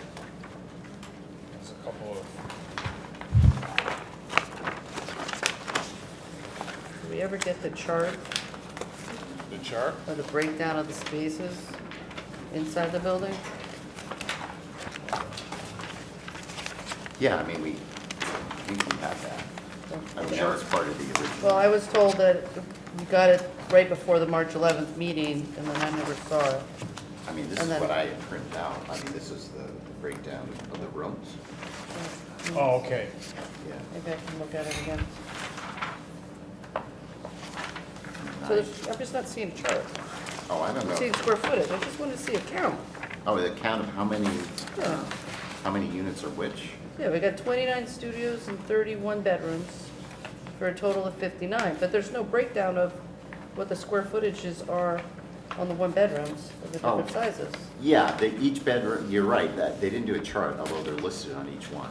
Yeah, but how do we read that? Even on the 1 by 17? No, I I mean, think, it's the only thing I asked for on this application, and nobody seems to have been able to get me the information, which, Yeah. So what's your pleasure? Do you want me to run through this quickly and highlight a couple Sure. things, sure. So on the first page, I highlighted a few issues right up front, bullet points, and so the yellow comments were sort of to highlight the issue. WPCA approval, conditional approval's been issued. It's going to require a capacity study and a sewer agreement to be developed. I think the traffic impact study, there was a minor comment from the town engineer in response in green that we could address in a condition. Likewise with the stormwater management, there was a recommendation from the town engineer by condition requiring regular inspections and maintenance, pretty standard stuff. I think the comment about getting information about how the PDD may comply with the comprehensive plan and why other portions of the zoning regulations and can't be used was addressed sufficiently. Bringing me down to that fourth bullet on the second page. So I'm going to take this opportunity to make my last pitch about Lions Park. On the front of this sort of excerpt from Exhibit 27, you can see in the middle there is the building, the old hospice and the monastery. And just to the right of it is that little circle with a sort of cross of pavement. Where Lions walkways. Park is? Lions Park, it's labeled. So that's it. You can see it also in relation to Branford Hills Field. The school is still, I think, shown in this photo, but that's of course gone. And there's open space to the sort of southwest of the proposed site. And that's been talked about, the Kaczynski open space parcel. And there's major tidal marsh and wetlands goes down to Short Beach. The next sheet shows something I realized in looking at the plans a little more carefully, and but I did not see any of the existing trees all the drawings? going down along the driveway as proposed to be retained, or any existing trees in Lions Park. So on the third sheet, you can see a close-up of the new layout for the parking lot and the revised driveway and the crosswalks. And you can see there there were large trees on sort of the perimeter of Lions Park and a couple in the middle. And on the last page, you can see some of these, they're fairly mature, getting to be mature specimen trees. And one looks like a willow and a couple of coniferous trees. You can see on the left of the photo on the last page, there's looks like some azaleas and maybe some other plantings. They seem fairly well maintained, whatever condition they're in. I certainly think any new landscaping ought to work around what is viable to retain on the existing Is the landscaping on site, and is the particularly proposed putting the road wider trees. than the existing? I'm sorry? Is the proposed road wider than the existing? I don't think it is wider than the existing. I think that basically the only thing will be added is a sidewalk on the right-hand side, which might interfere with the trees, but if you bring it to the curb, it's possible you could get that in there. I think it's a 5-foot sidewalk. So I'm suggesting some conditions that address retaining mature trees and on-site vegetation, and the landscaping plan be reworked to maintain that. I understand a lot of landscaping around the perimeter of the building is in bad shape. Don't we have a requirement that they're supposed to show on the survey trees over a certain size? Correct, and I don't think that was addressed. I did make that as a comment in the staff report I had back in January, so. Just never got addressed. Right. But it also brings me to the main point, which is that I think the Lions Park is a pretty significant feature. We've had discussions during the public hearing about whether a public access easement's appropriate. In my mind, possibly even a conservation easement to make sure that that park, which as a result of some, I think, community group's investment, I think it was the Lions Club, Lions Park, that did that. You know, unfortunately, in the transition of the property and its sale, that was not sort of singled out as anything to. Okay. I think that's an issue. I mean, there was, if you don't put an easement on it, even despite the fact that it was stated that the applicant has no plans to restrict the public, I understand the concerns about unruly members of the public being there. There could be some kind of provision in an easement to address that. But I think that's a potential huge piece of a possible connecting corridor, which would be a lot more substantial than a 5-foot easement along a walkway through the site. This bottom portion through here, that's the easement? Well, that's the easement is about it. It just follows basically the proposed walkway, which would be the sidewalk along the building side of the driveway, crossing, this would be on the third sheet of the little set I gave you, crossing the crosswalk to the easterly side, and there'll be a walkway to the open space to the south side of the property. I mean, where that connection point is, I think needs to be moved up a little to the west. There's sort of a natural, you can even see it here, there's sort of a natural footpath into the property. It sort of, I think, needs to be adjusted possibly to make that match. I mean, I understand you need to leave the snow shelf, and that was mentioned at the public hearing as well, so. I'll just stop my pitch there. That's, you know, I've said the same thing a couple times in the public hearing, and you guys let me know what you want to do, but. Going to affordable housing, 10% is not offered. That was per testimony at the public hearing on the 17th. There's nothing in writing that I saw in the file about that, but that's on the record. Going to page 3, I think they've addressed coastal site plan, stormwater management. We did receive information on lighting, but didn't quite get everything, and I'll talk about that in a minute. And then we have that pedestrian easement for the walkway we just talked about. They addressed the scour hole on the adjoining property, going further down. Site plan again, stormwater. Can we go back? Sure. I'm confused by the affordable housing. Are they setting aside units as affordable? They are offering 10% deed restricted affordable housing. But because of the size of the units, they're really 80% naturally occurring affordable. I mean, they didn't give us a rent structure, but that's gonna be, that's somewhat my guess. It could be easily the case. So I'll take the deed restrictions. Absolutely. Well, I just think it needs to be increased. If they're not gonna do bigger units or reduce the number of units to make them more livable, right, then it's basically, we're missing a huge opportunity to have a higher deed restricted number of affordable units. I mean, if there's a demand that they say, and the demand that they say for units like this, and you know, they're not, you know, of no consequence to make more. No, I hear what you're saying. The incentive housing zone provides for 20% set aside. So I mean, that's, you as a commission, tell us what you want. And but the applicant's now offered 10, and that at least strikes, doesn't make the ratio any worse. So the number of, the number of units will be offset by the number of affordable. So It's just not logical to me. no, I'm not arguing against you, I'm just. But this is my problem. I mean, I look at the site stuff, it all makes sense, like, I see Lions Park, it's, it's right on the street next to the park. It should have some legal, and here I'm siding with Chuck on needing some legal language to state that, what they stated. Right? And then I look at the size of the units at 300 square feet.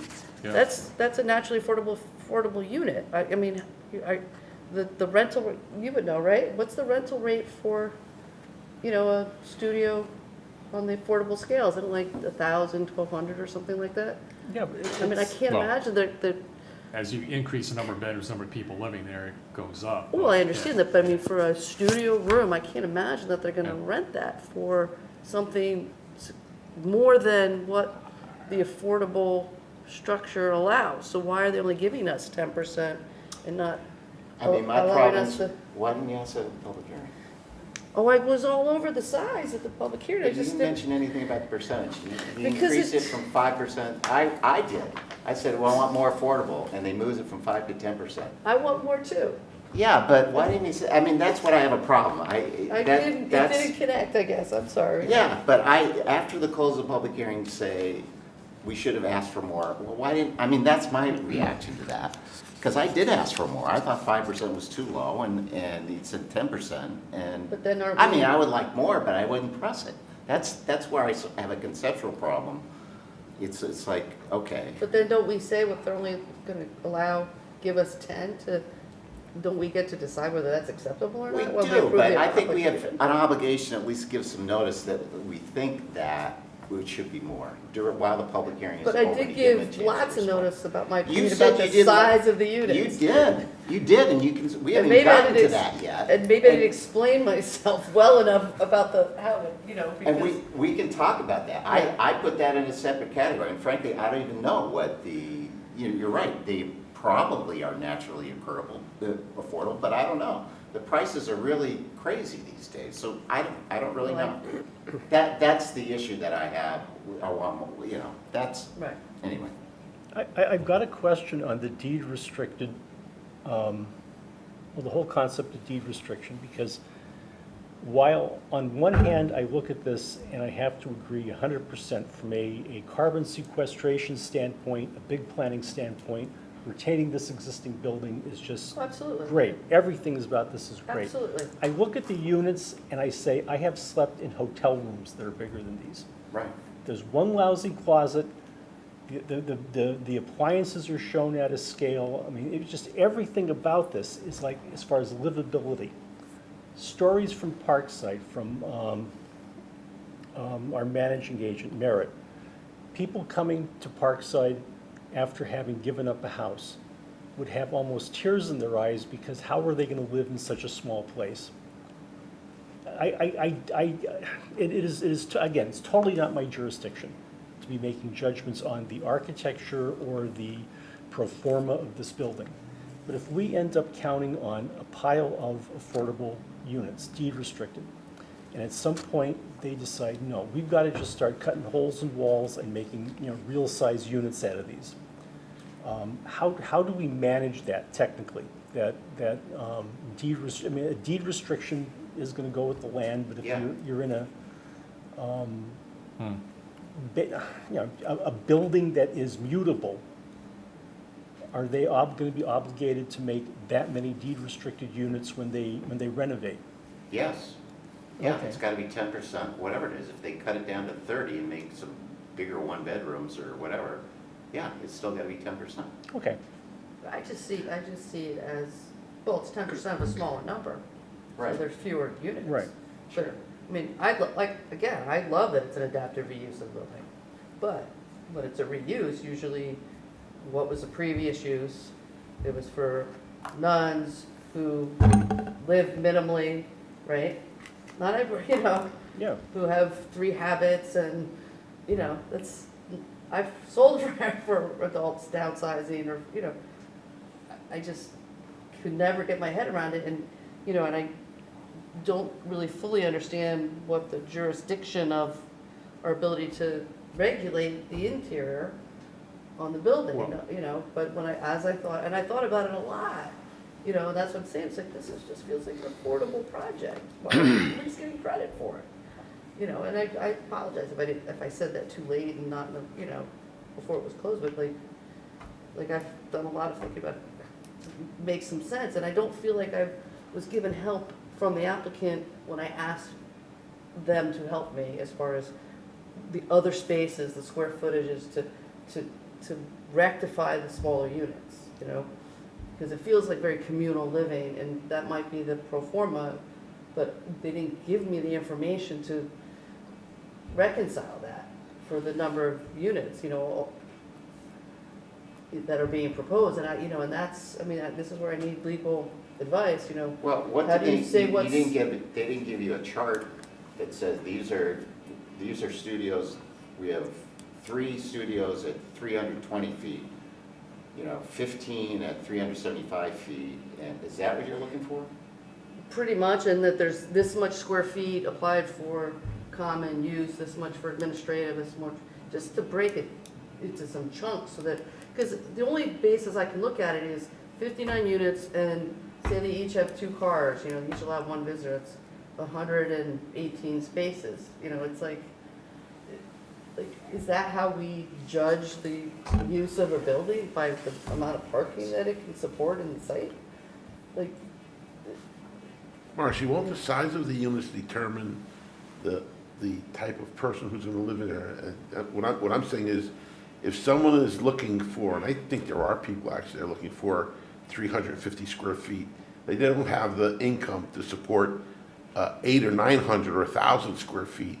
And I'm just projecting, but to me, it would seem like if you're gonna move yourself into 350 square feet, you're probably gonna be a single person, probably elderly. Or, Yeah, it's an elderly complex. Yeah, so, dedicated elderly? Yes. Well, 55 plus, so. so it's, they're I know, I'm not 56, gonna I have could 3 never cars live in in the 300 driveway. square foot. You know what I'm saying? I mean, they're all gonna be limited, and these communities have a tendency, I think, to eventually end up with a community little van that brings them places and stuff like that.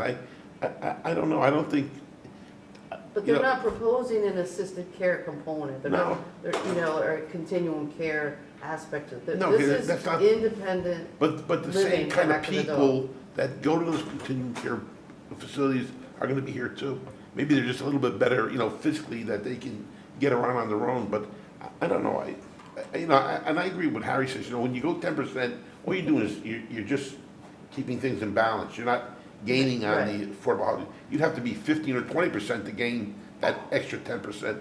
But I don't know, I think the thing that made the most sense to me was that there was a person at the Zoom meeting, his name was Jeff Clark, and he said, we are never going to ever attain the affordable housing. We'd have to build 3,500 units. Right. It's just never gonna happen. No, I agree. So, I mean, you know what it is, I don't think we're doing anything wrong. I think the way the regulations are written makes it very, very difficult for towns like Brantford to subscribe to them, and we have to. And I think as long as we're making an honest attempt, that's why whether it's 10% or 20, listen, I almost feel like, we don't want to discourage someone who wants to come into our town to build, discourage them because of affordable housing. That shouldn't be the reason why they don't come here. So if we can get them to do 10%, that's wonderful. If someone says, we had an applicant here that was gonna do nothing, and I think Chuck, when his conversations, convinced him to do 5%. Now, I think as long as we're working, to try to meet the goal is impossible, but as long as we're making progress, putting more units in place, that 10% is a make-believe number. Someone in Harvard said 10%, they could have said 12%, 5%. But as long as when an applicant comes before this commission, and we look at that applicant and say, you know what, there is room for you to designate X number of units. And that might be our job. We know we're never gonna reach the 10%, it's a possibility. So what's the best we can do after that? Is someone says, hey, I'm willing to go from 5 to 10. What are we gonna tell them? No, we wanted to go from 10 to 20? At some point in time, it doesn't make sense for the person who's the applicant to wanna do this. So that's what I think. I would be happy with 10%. Well, I'm just thinking if it's an all elderly population, that's how Parkside started off, as an all elderly population, and then it changed, the rules changed, right? But the people This didn't isn't coming change. in with the same, well, right, but I mean, how do these units compare to Parkside? Are they They're the based same? on their financing, not on their But are they age. size-wise, how do they compare to the, Well, those? it's up to the choice of the person. I mean, the Oh, I get that, but I contractor just wanted- realizes that there's Apples a to need. apples, how do they There's compare? there's 40, whatchamacallit, 40 studios and 10 At one-bedrooms, yes. And do we know the And I think square square footage of the they- studios is like I 450. thought they changed the mix, it's more like half and half. What's that? I thought it was half and half now. No, in I don't terms think of so. I think it one- was 40. Not quite, but. I think it was 40, Here or at Parkside? Parkside, it was Oh, 40. Parkside, Parkside, Yeah, I'm yeah, sorry, I it was 40 thinking, and yeah, 10. yeah, And right. this is gonna be, Right. it's not really 50/50, it's, I Yeah, think it's it's. close. It's the- close. No, because there's a 30 and regulation. 29. That says you have to have two bedrooms than one bedrooms, and they do by one. Yeah, At Parkside. No. No, at- here. At here. yeah. Parkside, you're right, it's Yeah. 10. Yeah. 10, yeah. This has 31 bedrooms and 29 Yeah, studios. for this one. Right. But what I'm saying, Parkside was 40 studios and 10 one-bedrooms. Another question is, what do you want in terms of, do you want to allow 10% of the units and the applicant can pick whether it's studios or one bedrooms? Or do you want to say the 10% affordable units have to be proportionate to the breakdown of one bedrooms versus studios in the Yeah. project as a whole? Proportion. Yeah. Yeah, that's fair. Proportionate, okay, Yeah. all right. It should be, the whole thing should be affordable. Yep. Well, The whole that's kinda what I'm affordable pitching. situation is a joke when it Well, comes to how they compute it. It might be the Right. case naturally occurring. It's- This town here clearly has that. plenty of affordable housing. They just put it in a way that doesn't qualify. I know it doesn't qualify in the state, Right? yeah. The affordable, There's a ton. was that project over there on exit 55, where they're doing, Oh, the days in, yeah. where yeah, the days in, where, Mm-hmm. over there. Now, those are high-end units. Right. To Right. make them affordable, that qualifies. This don't qualify, because as far as I'm concerned, they're all affordable, all right? Including In people that reality, live in yeah. mobile It homes, could be, people that yeah. live in other apartments like Parkside, that's all should be considered affordable. Yeah. The way they come down with these regulations is a joke, because it's not true. These are affordable apartments. Affordable means when you can reduce a price of a higher-end unit, not a already affordable Market unit. share Yeah, unit I know. that is naturally. But the reality in of it ranges. is, if it designate 10%, then those 10% of the units count towards our, Well, and that's- doesn't upset the balance. You're creating more units, ratio you're is still offsetting the the same. I affordable, mean, it's a at a balance. minimum, we I mean, need to not be going backwards Right, if you approve exactly. it, at a minimum. I Right, mean, we should right. be. Well, I mean, but and this, I you thought, know, I would have mentioned if I understood the dynamic better, but. Well, I was listening to an affordable housing application in Guilford, which was a bunch of apartments. And they said, well, what's the market rate and they're all one bedrooms. What's the market rate for a one bedroom?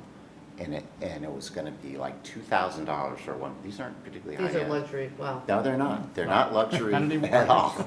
This was a block, 3-story. Well, Brantford, it would be But 1,800. anyway, okay, maybe, Just so whatever, you it was know. 2,000, and the affordables were gonna be like, at the 80% level, like 1,000. I mean, so it's possible that a deed restriction may actually reduce the price from market rate. Right. It might, I don't know, these things are tiny, I agree with that. Right, right. But anyway, what, about the issues, because you're running through your report, you probably got more. I But do. and I don't know if we should decide these before you go through, what are the big issues? well, I mean, I think we're talking about a big issue, which is what do you want to do? I mean, I thought 10%, but it sounds like, I'm not even completely Okay. clear, but it sounds like the majority of the commission thinks the 10% is okay.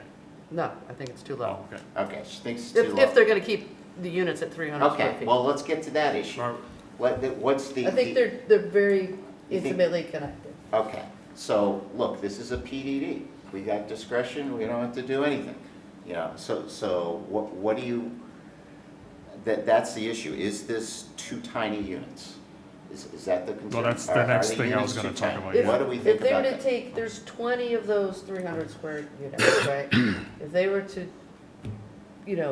have those, then I would feel better about the number of affordable, because I would feel there'd be at least offering a percentage of the units that are, you know, comfortable one bed, not even I mean, at least 500 square feet as a one-bedroom unit is a smaller rentable one-bedroom unit in the marketplace. It's just being consistent with the marketplace. You know, that's, I don't see anything that's really even approaching something that you would find in the marketplace as far as size for the units. I don't know what they're gonna rent them for, I know that's not an issue, but, so to me, it's like if they took and made 10 of those double-sized and then had it evenly proportioned, I would feel better about having fewer of them affordable, because I get that we're never gonna catch up. But at least it distributes the size inner reuse structure a little bit more equitably. You know, and it's a difficult structure, you've got a lot of space, it's windowless, I understand why he has these long, narrow units, I mean, I certainly, you know, empathize, but Joe even intimated about that, you know, if you knocked a hole through and did a double unit, you know, that would, Well, that's That would be a something, more functional unit. I think you're talking about density, because that's how it would, you know, given the building, then you're potentially talking about adjusting the bulk standard to have more lot area per unit. As a PDD standard, more lot area per unit, right, and that would result in fewer units in the building. that would be the way to approach that. I think that's technically the way to do it, but you guys, what you want to do. I would, in general, about the bulk standards, I think we need to clarify, yeah, there was some specified in the attachment, or the write-up, the narrative attached to the original application, and there was a reference, I think, during a follow-up response memo to the standards already in the bulk standards that applied to the R4. My suggestion would be looking at tailoring the bulk standards to what's proposed in the development, so that the density reflects whatever density you want to set. The setbacks reflect the setbacks of the building, and so forth, to tailor it down to what's proposed here. Right, that makes sense. So I can But that propose begs that. the question, what do we want to do? Right, exactly. So let's get to that. Yeah, and then the only question to me is the density. Okay, so in any event, we've heard Marcy. Marcy thinks that we should either get larger units or require the units that are approved as a higher percentage of affordable. I will do a contrary. My general sense is that I would not want to live in this place. I think they're tiny. I was the one that asked them, show me your lowest one, and, you know, because first one they showed one that was the highest one, show me the lowest one. They didn't even show the lowest one. Even the highest one was how many square feet? It was 400? Yeah, I think it was. I mean, do you have that? I mean, A that's studio, they have a one-bedroom, I was just looking at the studio, I was looking at yeah, we do. It was, the smallest ones were, I think, they showed a 375-foot, and I said, wait a minute, don't you have a couple? 36. Yeah, don't you have a couple smaller than that? And they did, they had like, not many, but I think the studios, there's some at 330. Yeah, I said, don't you have a couple 330s? And they did. So there's like 2 330s, so it wasn't really the smallest one, but they don't have that many. But then they had 375, and that was the second one they showed. And then the first one are, So all of these long, narrow ones the were one bedrooms, 336. the bedrooms, one bedrooms, 640, 560. I'm just looking at numbers. But the studios were a variety range. Anyway, they're small. The size of a trailer. They're very tiny. The size of a trailer. Yeah. What do we have a problem with that? Trailer parks all over the place. I was gonna say, it's not my call, guys. Well, I wonder what the No, count it's not. was, that's what I asked. I asked I don't think it's our multiple call at times all. to know what the count was based on the square foot, so I could make an educated decision. We shouldn't be redesigning an applicant's. I'm not trying This is what to. they presented. Yes, you That's are. what we should vote on. Well, I still don't know how many 560, 645 one-bedrooms are as compared to the studio 330s. I mean, I counted, I know all these are 336, and there's 23 of those. So I don't know where we're getting 3 or 4 at 300. I count 23 of them that at a minimum are these are all 320, 36. That's what he presented. There's 23 of these. You know, these, it's hard, I mean, these look smaller, to be honest, but I would let them go because, you know, Marcy's I a understand that. trailer park under a roof. I mean, no, I mean, I follow tiny homes all the time, like you know. I have to say something because I took a walk there. Okay, you can't. I'm sorry. I'm sorry. It's my. I'm sorry. I'm not trying to. I would love to hear it, but we can't. I don't want to And mess you up. can't hear him anyway, he's hoarse. Right. I know it. Yeah, I'm sorry. In any event, so what? That's I'm of the thing. It's not our job to design it. I wouldn't buy it, but it's the market, and if it doesn't work, it doesn't work. So you know that's and they could have them all 300 square foot, and that's fine. I want the affordable. You know, maybe we could have asked for more, but we asked for 10%. That's what I. No, you asked for more, they offered 10%. Yeah, and I didn't That's a object to huge- that. I didn't object to that, and that to me, that's more than we've ever asked for a PDD before. You know, we have an incentive housing where we get 20%, but I didn't push it. You know, when they offered that, I didn't push back. But we didn't vote on it either. We didn't vote on it, but I think you got a responsibility, guys. You can't just jump and say this for the first time during deliberations, after the close of the public hearing. I think you got to have a chance to let them respond. That's just fairness in my mind. That's right. I mean, yeah, in any event. Just as we need to have a chance to digest what they're proposing. Well, then what we it should really have kept the means. public hearing open You then. know. Then you should have said, let's keep it open, I want to think about this more. But then, the other thing is that even if they are naturally, I think it's gonna be, even if they're not deed restricted, I think they are gonna be cheaper. They're still gonna be naturally occurring, and that's good too. That's why I'm not that, say, if we got it, we get more points, but I agree with Fred that we're never gonna get that point. So this is still the highest PDD, a PDD with 10% we haven't done before. And Baby steps. it also has some natural curling stuff, so I was kind of okay with it. But yeah, I would like 20. And I'm not in the designing business. I think they're too small, but who knows? Maybe if it doesn't work, they'll have to put them down, in which case they still need the 10%. People lived in them already. What's that? People Well, live they in these did. units already. Yeah, no, It's not like they're Nuns building and them. dying people They're live in them already. How much space do they need? You'd be surprised. But I do think that this is age restricted, but like, I talk about my daughter, she's all environmentally, I mean, there's a huge, tiny house market out Right. there. But this doesn't allow it because it's all for active adult. So is it so we don't want an elderly now? I mean, come on. No, I'm just saying, it's just that there's just, You can't have it both ways. well, I'm Let's trying to vote be on it. reasonable is all I'm saying, you know? I don't think the elderly in this generation are comfortable. No, I don't think that's true. Any It's other just been around thought? elderly I'm people, trying to that's get a all. sense, are we okay with the design and the affordability? Because if we're putting those two issues We together. have to be. Closing, 10% is the 10%. And it's not up to us to wonder if it's too small or too big, because this is what he proposed. If the contractor made a mistake and people are not I'll pay for gonna it. buy it, he'll make changes. It's not up to us to decide, oh, it's too small. It's up to the market. If the people go there and say, oh, this is too, and they don't get people to rent it because it's too small, then they'll make changes. It's their call. They're the ones that designed this thing with 61 units instead of 40 units or whatever. So they feel they can rent them, the smaller ones, and there's enough out there. That's that's fine. But it's not up to us. It's not our call. We got to just vote on what we see here. That's right. Joe Chadwick, any thoughts on this issue? We're basically arguing what spice to put on bad fish. Thank you.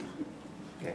I mean, it's a fantastic project from what we're allowed to rule on. The number of units, the size of the units, it just makes my head hurt thinking about it. Somebody's gonna have to rent them out. God bless them, good luck. We're not gonna screw up anything on our numbers, at least on the denominator, by getting 10% affordable. I'm willing to bet that the market is gonna dictate that this is gonna be really affordable housing. And it may be so affordable that they're going to have to decide to make certain upgrades to make bigger units in the future. But for the time being, for what we have in front of us, it is what it is. Look, can I ask you a different question? Sure. We approved 60 units or whatever it is, 59, whatever it is. And the market, you know, Joe's got a crystal ball and he's, are they allowed to do, you know, if they take the 10 and, you know, the 23 and turn them into 10, are they still approved for 59? Can they propose another structure on the property to add the other 10 units? The floor plan would be part of the approval, so if they want to adjust the units and collapse a couple of units so that they're, you know, one unit instead of 2 units, they need to come back and modify the approval. That would be the stance staff would take. So that nothing can happen outside of the building. Well, right, everything that's on the plans is what's approved, so if we want to change that, they need to come back. And what are we guided to as far as use? Because honestly, this feels like a perfect congregate care facility. Yep. Well, Not an active I mean, adult facility. If we're gonna, They could have proposed it that way, but they proposed it this way, so, I mean. so if it naturally occurs that it becomes a congregate care facility. Well, I mean, that requires some. That's a zone change? My understanding is it requires some kind of institutional, you know, provisions in that you need to do things in the building, have provisions for nurses stations, this and that and the other thing. It requires you to spend more Whatever they money, need which to they don't comply want with the, you know, state requirements. They would have to, you know, rework the whole thing to, you know, propose that. And these are all Could gonna be be done. sold units, not rented. We don't get into that from the zoning perspective, so I don't I only- know. I only- I think they're gonna be rented, that's my understanding. Okay, It's that's, I not just, set up as a I condo. wanna make sure but- I've got it right. Right, yeah, it's not a condo. It's not a condo, but I Because it would don't, be, I think it would be disaster if it, like if I- it were a condo, you'd have people buying 2 units next to each other, knocking through the wall. it might be pretty tricky to set it up, you know, for a condo regime because of the nature The of the open- building and the utilities and everything else. I don't know how you do that, but that would be, And they're that's all my common understanding, it's gonna be utilities, rented. So the rent includes utilities because they're not separately, Again, like they're the electric, detail, there's not, we there's don't not have. separate. I don't think it was set up that way when it was built, ever, so I don't know how you retroactively do that, whether they can or not. I don't know, that's up to them. So let's run through I want to go through the items. I think we've decided, maybe It not sounds like it's unanimously, but- consensus to 10% is okay, the number of units, the density is what it is. Yep, so. So So not that's what I've got. Joe and I have been outvoted, is that? Joe? I didn't think, well, I Joe would is speak for opposed. anybody. It's bad, it's spice on bad fish, but doesn't mean that, right? I didn't interpret that one way or the other. Yeah. Okay, so we're down to, there's some minor conditions here about,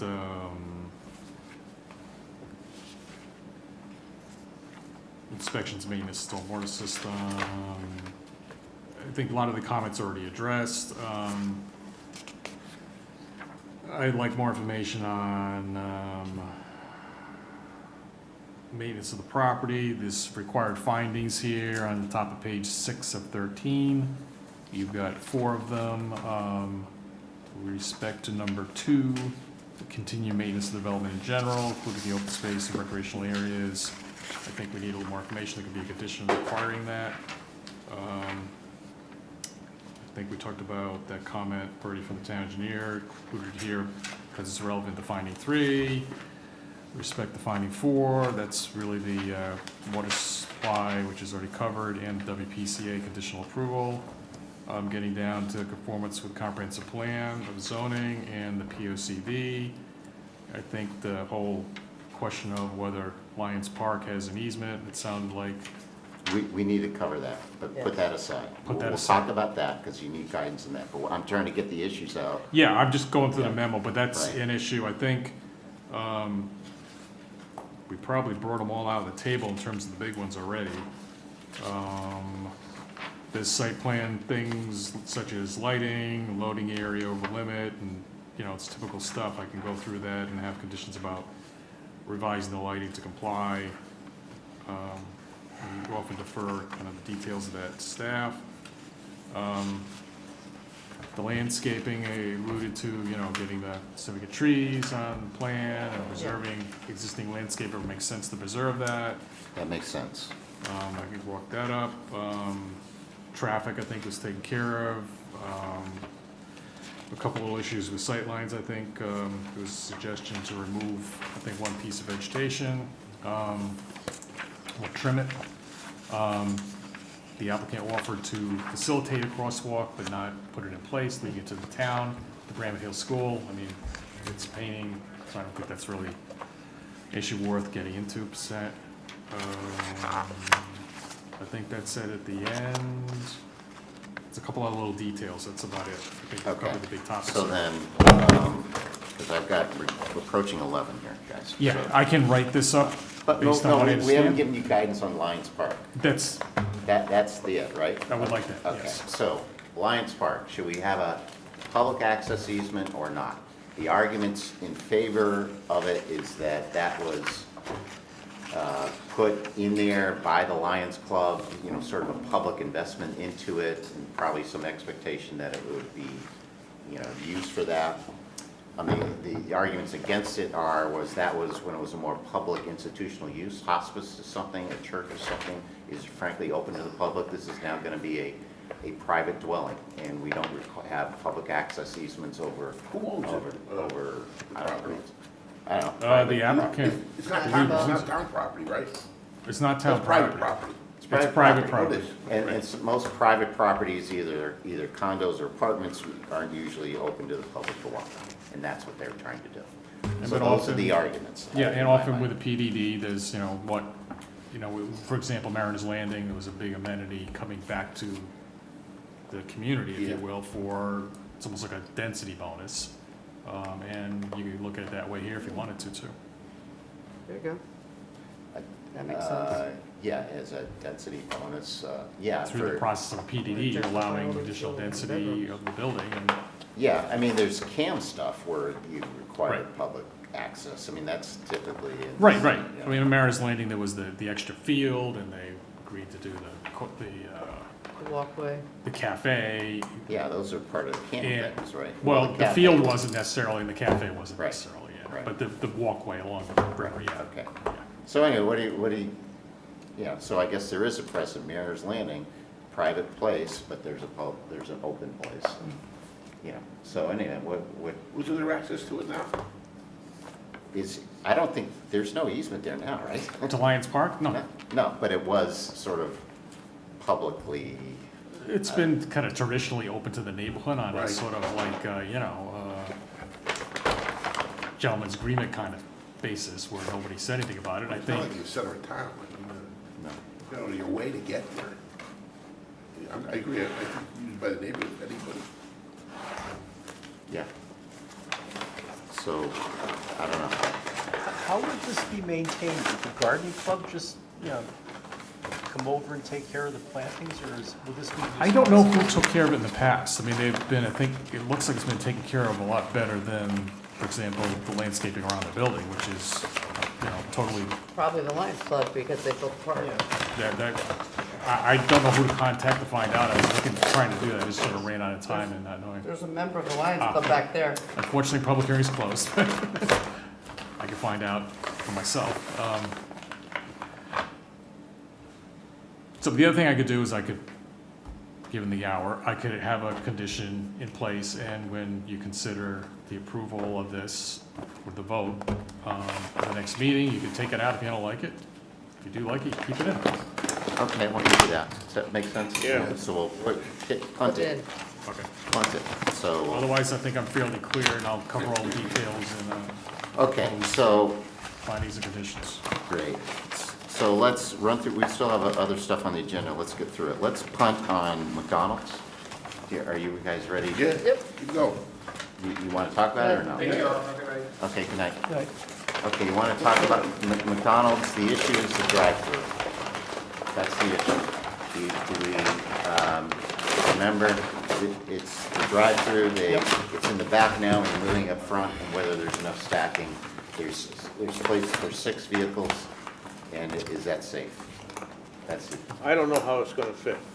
Yeah. I've been there, I go, of course, I'm in the area all the time, so I've seen it already several times where the cars were stacked all the way to the curb of the street. Right, so now you gotta double it up, I counted them, sort of counted them, it was around, somewhere in the neighborhood 10, maybe 11 cars. So now you double them, so that you still can fit the 10, but it still gets out there. But how big is this driveway gonna be when you have double stacked? You already got a curb cut for one lane, double stacked. At least twice or three times, I've already seen the trailer truck is parked that delivers at 6 o'clock in the morning, right where those stanchions are, where they're gonna take the orders. Where's this trailer truck gonna go? How big is this driveway gonna be? If you have you're going into there, I don't know the plan, but as far as, it's gonna be so close to the road, you're looking up maybe 4 or 5 cars before you hit in a row. So, so you still get your 10 cars, but then how wide is this curb cut? And then they're eliminating, there's only gonna be one, there's 2 now, where they park the cars to go around. There's only gonna be 1, but I don't know where this truck is gonna go for deliveries. Especially, he's parking exactly where those stanchions are gonna be, so how's he gonna get around? Well, he's parking not where he's supposed to be delivering, so that's gotta be. Yeah, but so where is he supposed to be delivering? Now there's only. To the back. He's supposed to be going around to the back and wheeling them in, not parking where it's But convenient. there's no room in the because it's back closest to because the there's door. not enough width. Well, that's the turning base around from the outside. What times of day do you see cars stacked out in the street now? You said you've seen that? I've seen it several times. Right. It was a Sunday morning, about 10 o'clock in the morning. It was this past Sunday morning, they were stacked up to the curb. It doesn't happen often. Right. But there are times. But how about the other line? Were they stacked from the pickup line to the sign, or are they just stacked up from the? From the order line. From the In order. the order line, they're gonna shorten the order line in half. Right, so their theory is Right that now, they you can can take the orders quicker, and they need more time to get the orders into the bags. But to from where send the them all back way. is to the round, you can fit 10 cars. So now if you're gonna move it halfway around, so you only can fit 5 cars to get to the curb. So now it's gonna be Right. 5 and 5, still 10 cars, but it's gonna. They need the time after they take the order, not before they take the order. That's what I- That's how I understood it, and it made sense to me. Then why is it going out in the street now? It's That's- back up from the order line when Joe's seen it, right? It was there this past Sunday, about So that 10 means o'clock. that from the place they're putting the order in, it's already going out into the street. That's, But but they don't they have the same number of That cars? means they can't deliver the product at the window where they're handing it out. That's why I asked if it was And that backed was up my- from the window to the sign. That was my point. I mean, you only have, if they had 2 windows distributing the food, then I could see the double line. You still have the same window. It's like a funnel. You've got 2 lines. That's what they do at Chick-fil-A. They funnel you through. Yeah, but they have the room to do that. That's the problem here. They don't have the room. Not really, you're weaving through the one in North Haven, you're weaving through I mean, the back of the movie property, theater. but the back of the property is. I know, if they had this in the back, the problem is the site's small.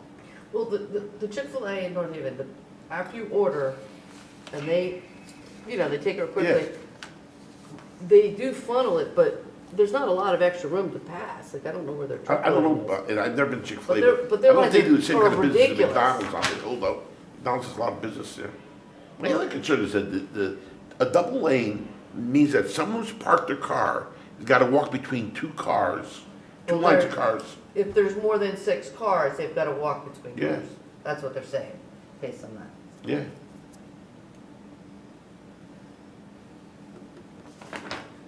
Yeah, I feel like it's a better scenario than what they have, but, I mean, Well, Joe it's- doesn't seem to it's think just it It's a is. tight spot. Yeah, the back city If selling it don't Molina. work, it's That's gonna what be he to needs. their disadvantage, not anybody else. right, so why would they propose it? I mean, I sympathize with the neighbor because of the headlights and the wall and all that. I I just, mean, I certainly sympathize with that. every other picture that came up, it's in the back, you know? The double ordering, it's in the back. They It can't gives do them it there. plenty, and it's in the double, it's in the back, and they're putting it right here. And, that's, if they had the space and put it in the back, yay. But that's I'm uneasy about it. It's in the back. Corner, yeah. Right, you know, even, but it's, you know, this is, you know, pretty close, you know, because there's not room in the back because of this little jog right here. Right, they need Because to this buy a guy's neighbor's right, property. they need to buy a neighbor's property, and they'd be fine. Which he offered. And if they reverse the driveways, I mean, the out, the in, the out would work. Except that you'd be having to have a passenger to get your food. Huh? You need a passenger to always get the food because. Oh, that's correct. Not the end of the Be world. correct. But it's not the problem parking, I mean, with the traffic. I don't see how it's gonna speed up. The stacking of 10 cars is there now, let's just say, round figures, and now they're doubling it to 2 5s. So why would they propose it if they didn't think it was gonna help their business? I don't know how much advantage it would be. I don't know, because then it gets funneled down to One one window. cashier and Yeah. one takeout. Well, because the theory is that you could have, you know, it takes too long to get the people to put the order together, but one person can take the orders quicker than 3 or 4 people can, you know. Have you ever been put in timeout at McDonald's? Well, I've been put in time out at Dunkin' Donuts, I think I don't, yeah, that too. where they tell you to go off to the side. Yeah. Marcy, and I see your point. If you can get the order quickly and then you can move on, then that line isn't gonna be long. And I agree with that, but I don't know if that's reality. That's what my question is. I don't know either. I don't know how to Why is it- determine that. I know it, and that's why I'm uneasy approving it without determining it. I don't know, maybe there's an answer. But it was sort of all anecdotal stuff, you know? If we're going to just dwell on anecdotal for a minute, will this make the situation worse or will it make the situation better, even though better is not perfect? I don't think they would propose it if they didn't think it would make it better, and I think it was developed on the theory that they need more time between No, I understand the the sign rationale. I'm and the just like- pickup, and that's what Yeah. makes it better. Right. What They might must make it know. worse They is know more the than we do. the pedestrian situation crossing Yes. through if it gets backed up from the sign behind, or, you know, you've got these, you don't have the landscape island anymore, I don't think you have one now, but, you know, where these painted Yep. islands are for the truck, you know, but I think there's enforcement issues with the truck, because they're supposed to come over here, they said, it doesn't happen. Maybe this will help the truck enforce what the truck's doing. I mean, what scenario is, yeah, to me, this here, I don't know. I'm kind of thinking, is it a worse traffic safety issue? Because that's kind of what we're thinking of. You know, and assuming, because they're saying, right now you gotta go here, but there's ways to get around. If there's a big line here, it's going out in the street. Where you gonna go? Where you gonna I don't go? know, but if it's double here, there may be less way to get around, maybe worse, because now you push the line closer to the street, even though you've doubled it, there's 2 lines. So what, you can't, there's less space to get around than there was before when there was 1 line. I don't. Is the curb cut wide enough to accommodate 3 cars wide? I think it is now, to be honest, It may it's be. huge curb Probably cut. taking double the order, but literally, again, putting it out in one place. Yeah, but that happens, I've seen that. No, I know, I'm I've saying, seen that in a lot of fast food places, not that I eat there all the time, but not that fast, that's a problem. The curb cut looks like you get 2 cars in. You can get 2 cars in the entrance, maybe. or you got cars parked coming from Brantford, parked on the right side, waiting to come in to order, but I just, you know, I don't see that. Right now, you could block the entrance with 2 cars. Right now, You with could get with a cars si- backing up along here to come in, Right. you but could here get- would be the problem, right? Right, with a single lane, right now, you could get in. You They're get saying- in, you But can go if around. 2 lanes are going, say, You got you 6 cars here, right? got 6 cars from there to right there. But you say got add 6 2 cars more, from here to here when it was single. Right. No, So aren't you getting you got- additional cars over all you in get, this you section? get 6 cars. What's the total count of cars? Are we getting more cars through the line? No, it's the same, it's equal. No, they're saying you got 6 before, and now with doubles, even though we're moving closer to say it's 6. So they're saying it's Right, you're equal. moving from 6 single to 6 double, but isn't this length giving you more Oh. after the sign? Oh, there's more length between after the Right, order and the so how many more pickup. cars here are you getting room for? But I don't care 3 or about 4? that. But I think That's not blocking it. The But I think blocking it that's is the theory of what makes it better. But Because overall, instead of having That- 10 cars in the line, you can have 14 cars in the line throughout the whole process. I understand that if the backup isn't at the order point. But if the backup's at the order point, which it seems to be now, otherwise Based on what cars, they said it wasn't. based on what Joe has seen, that cars are out in the street now and they're backed up at the order, I guess. I've had backup waiting to be picked up. Well, I don't know, maybe the backup has been the pickup, I don't know. Well, one's related to the other. Yeah, If you're it not getting is. the orders out fast enough, then the line's gonna back up. This is what I Right, so the theory wish is you I can wish get I the had more orders. data on. What's the real backup point? Is it the order or the other one? I don't know. They need two windows to put the food out. It's easy to do the order. I don't have an answer. Yeah, I don't know. I wish I wasn't substantially opposed to it. I thought that if they felt it was better, I wasn't convinced that it was gonna, I mean, I could be wrong, but I was more concerned about the big painted islands not having landscaping, to allow trucks to go around and one single. And I was concerned about what the neighbor said as far as lights and needing screening and a wall. those are good points. And I think this will force the tractor trailer to deliver where it's supposed to, because it won't be able to get right where the entrance are. And that's a faulty design, but, I mean, it's a franchise owner, right? Well, it really just doesn't accommodate what they wanna do, that's really the problem. It may work in other areas, I don't think the idea is bad, I just don't think it works. But is enough this each property. the parent company trying to help accommodate a local franchise Oh, owner? no, that's a good thing to do, but my point is, if the land doesn't accommodate what they wanna do. At some point, they're gonna have to leave, right? You can't put 5 pounds of sugar on a 1 pound Well, belly. we try to do it all the time, right? We're doing it over at Bourbon Drive. Mutant topic. Segue. Okay, let's move on. So anyway, I don't know, guys. You had a suggestion of a conditional approval or something? Well, if you want to, or what? Yeah, I don't mean, know. Or here's what are our options? you could Go ahead. deny. You Okay. could deny, and you could say deny is incomplete, you haven't been convinced or Right. demonstrated Deny to without you prejudice. that. Give me more data to Yeah. show that the backup, you get through the order line isn't a backup, because they didn't really Yeah, there's do two, that. the Well, I two thought they special did. exception criteria that Evan pointed out. Why didn't you ask more questions while the public hearing was open? I did. They didn't answer. Thank you very much. No, I thought I asked this question. Marcy, one for you. No, I think I asked this question, and I got in. Can we get a kind of like a traffic study from them seriously about what kind of traffic they do through their lines at certain hours? That would give us a better idea of the need of But it. doesn't some of it depend on the staffing inside? Well, that's Do you have another issue. one person putting the food in the bag, or do you have 4 people putting the food in the Who bag? knows? Right? I If you have 4 people putting the food in the bag, you can get the bags out and move them out. The question, how long does it take to take the order? Right, and these guys didn't have that answer. But anyway, maybe we think we're okay, because it's the same. The argument for it is that it's 6 now. It's 6, it's moved up, you still have the 6. Right. I think you still could get around it. And the And you have more backup, time and there's a the greater pickup. stacking at the end. And how long is it to do an order, guys? I mean, it's gonna be quick. Well, It's if common somebody sense. has- I don't need data to do that. Anyway, But if that's the somebody's other 10 argument. is ordering, for 10 people, they have another window to order from. Right.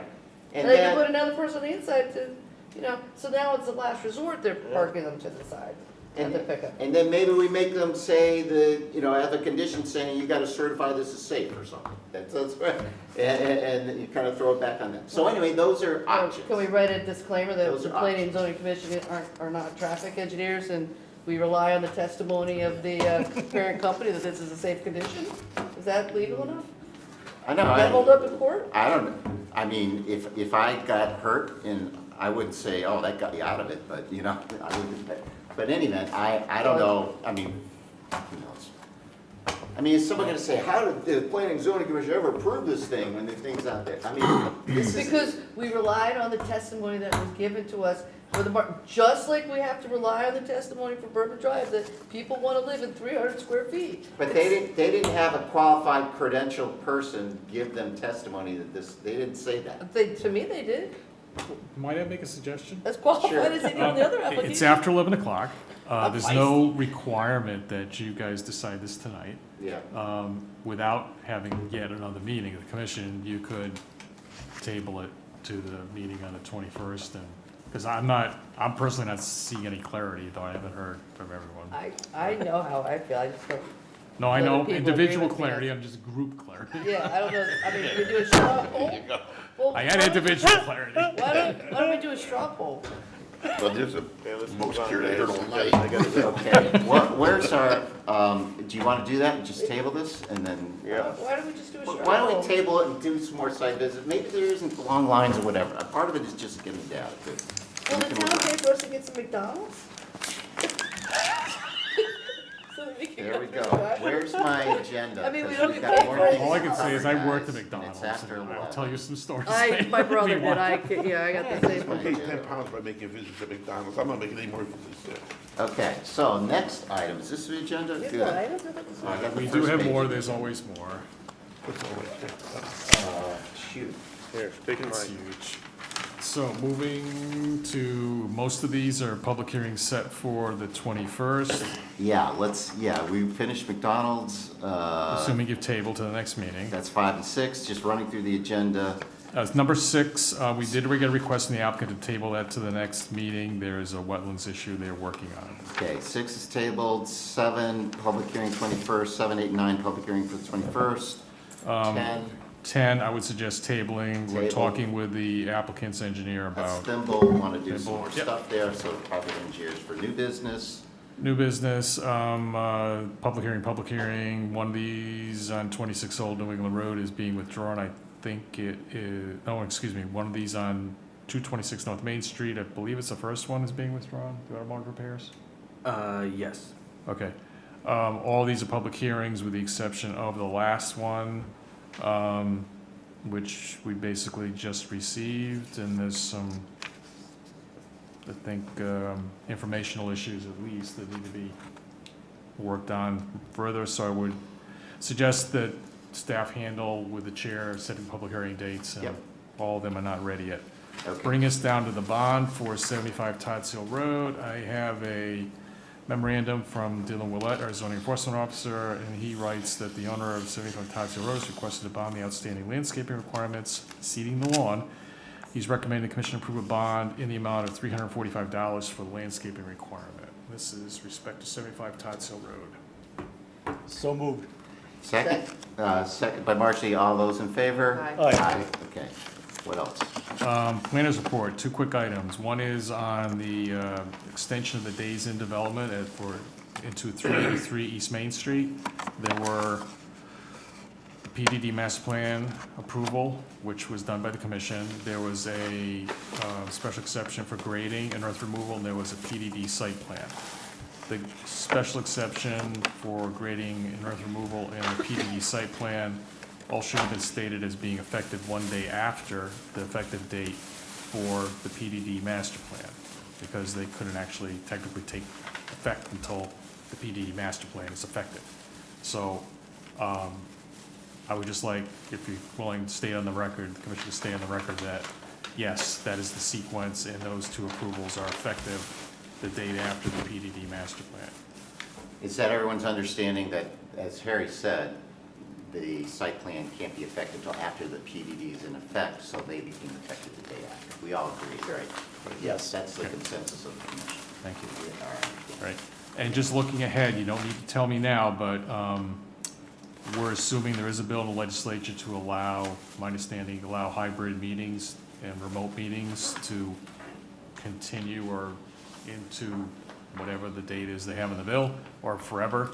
And brings up the question of, do you want to go back or keep the meetings in Zoom, or do you want to keep them in person? Or we could do 1 Zoom a month and 1 in person a month. We have That's options. good. You have options, yeah. So anyway, think about that and we'll talk about it next Yeah, meeting. because it's late, so Okay. that's it otherwise. Okay. Motion so adjourned. Is there a second? Second. For discussion, all in favor? This program was brought to you in part through the support of the Town of Brantford. Watch town meetings and other videos on demand at BrantfordTV.org.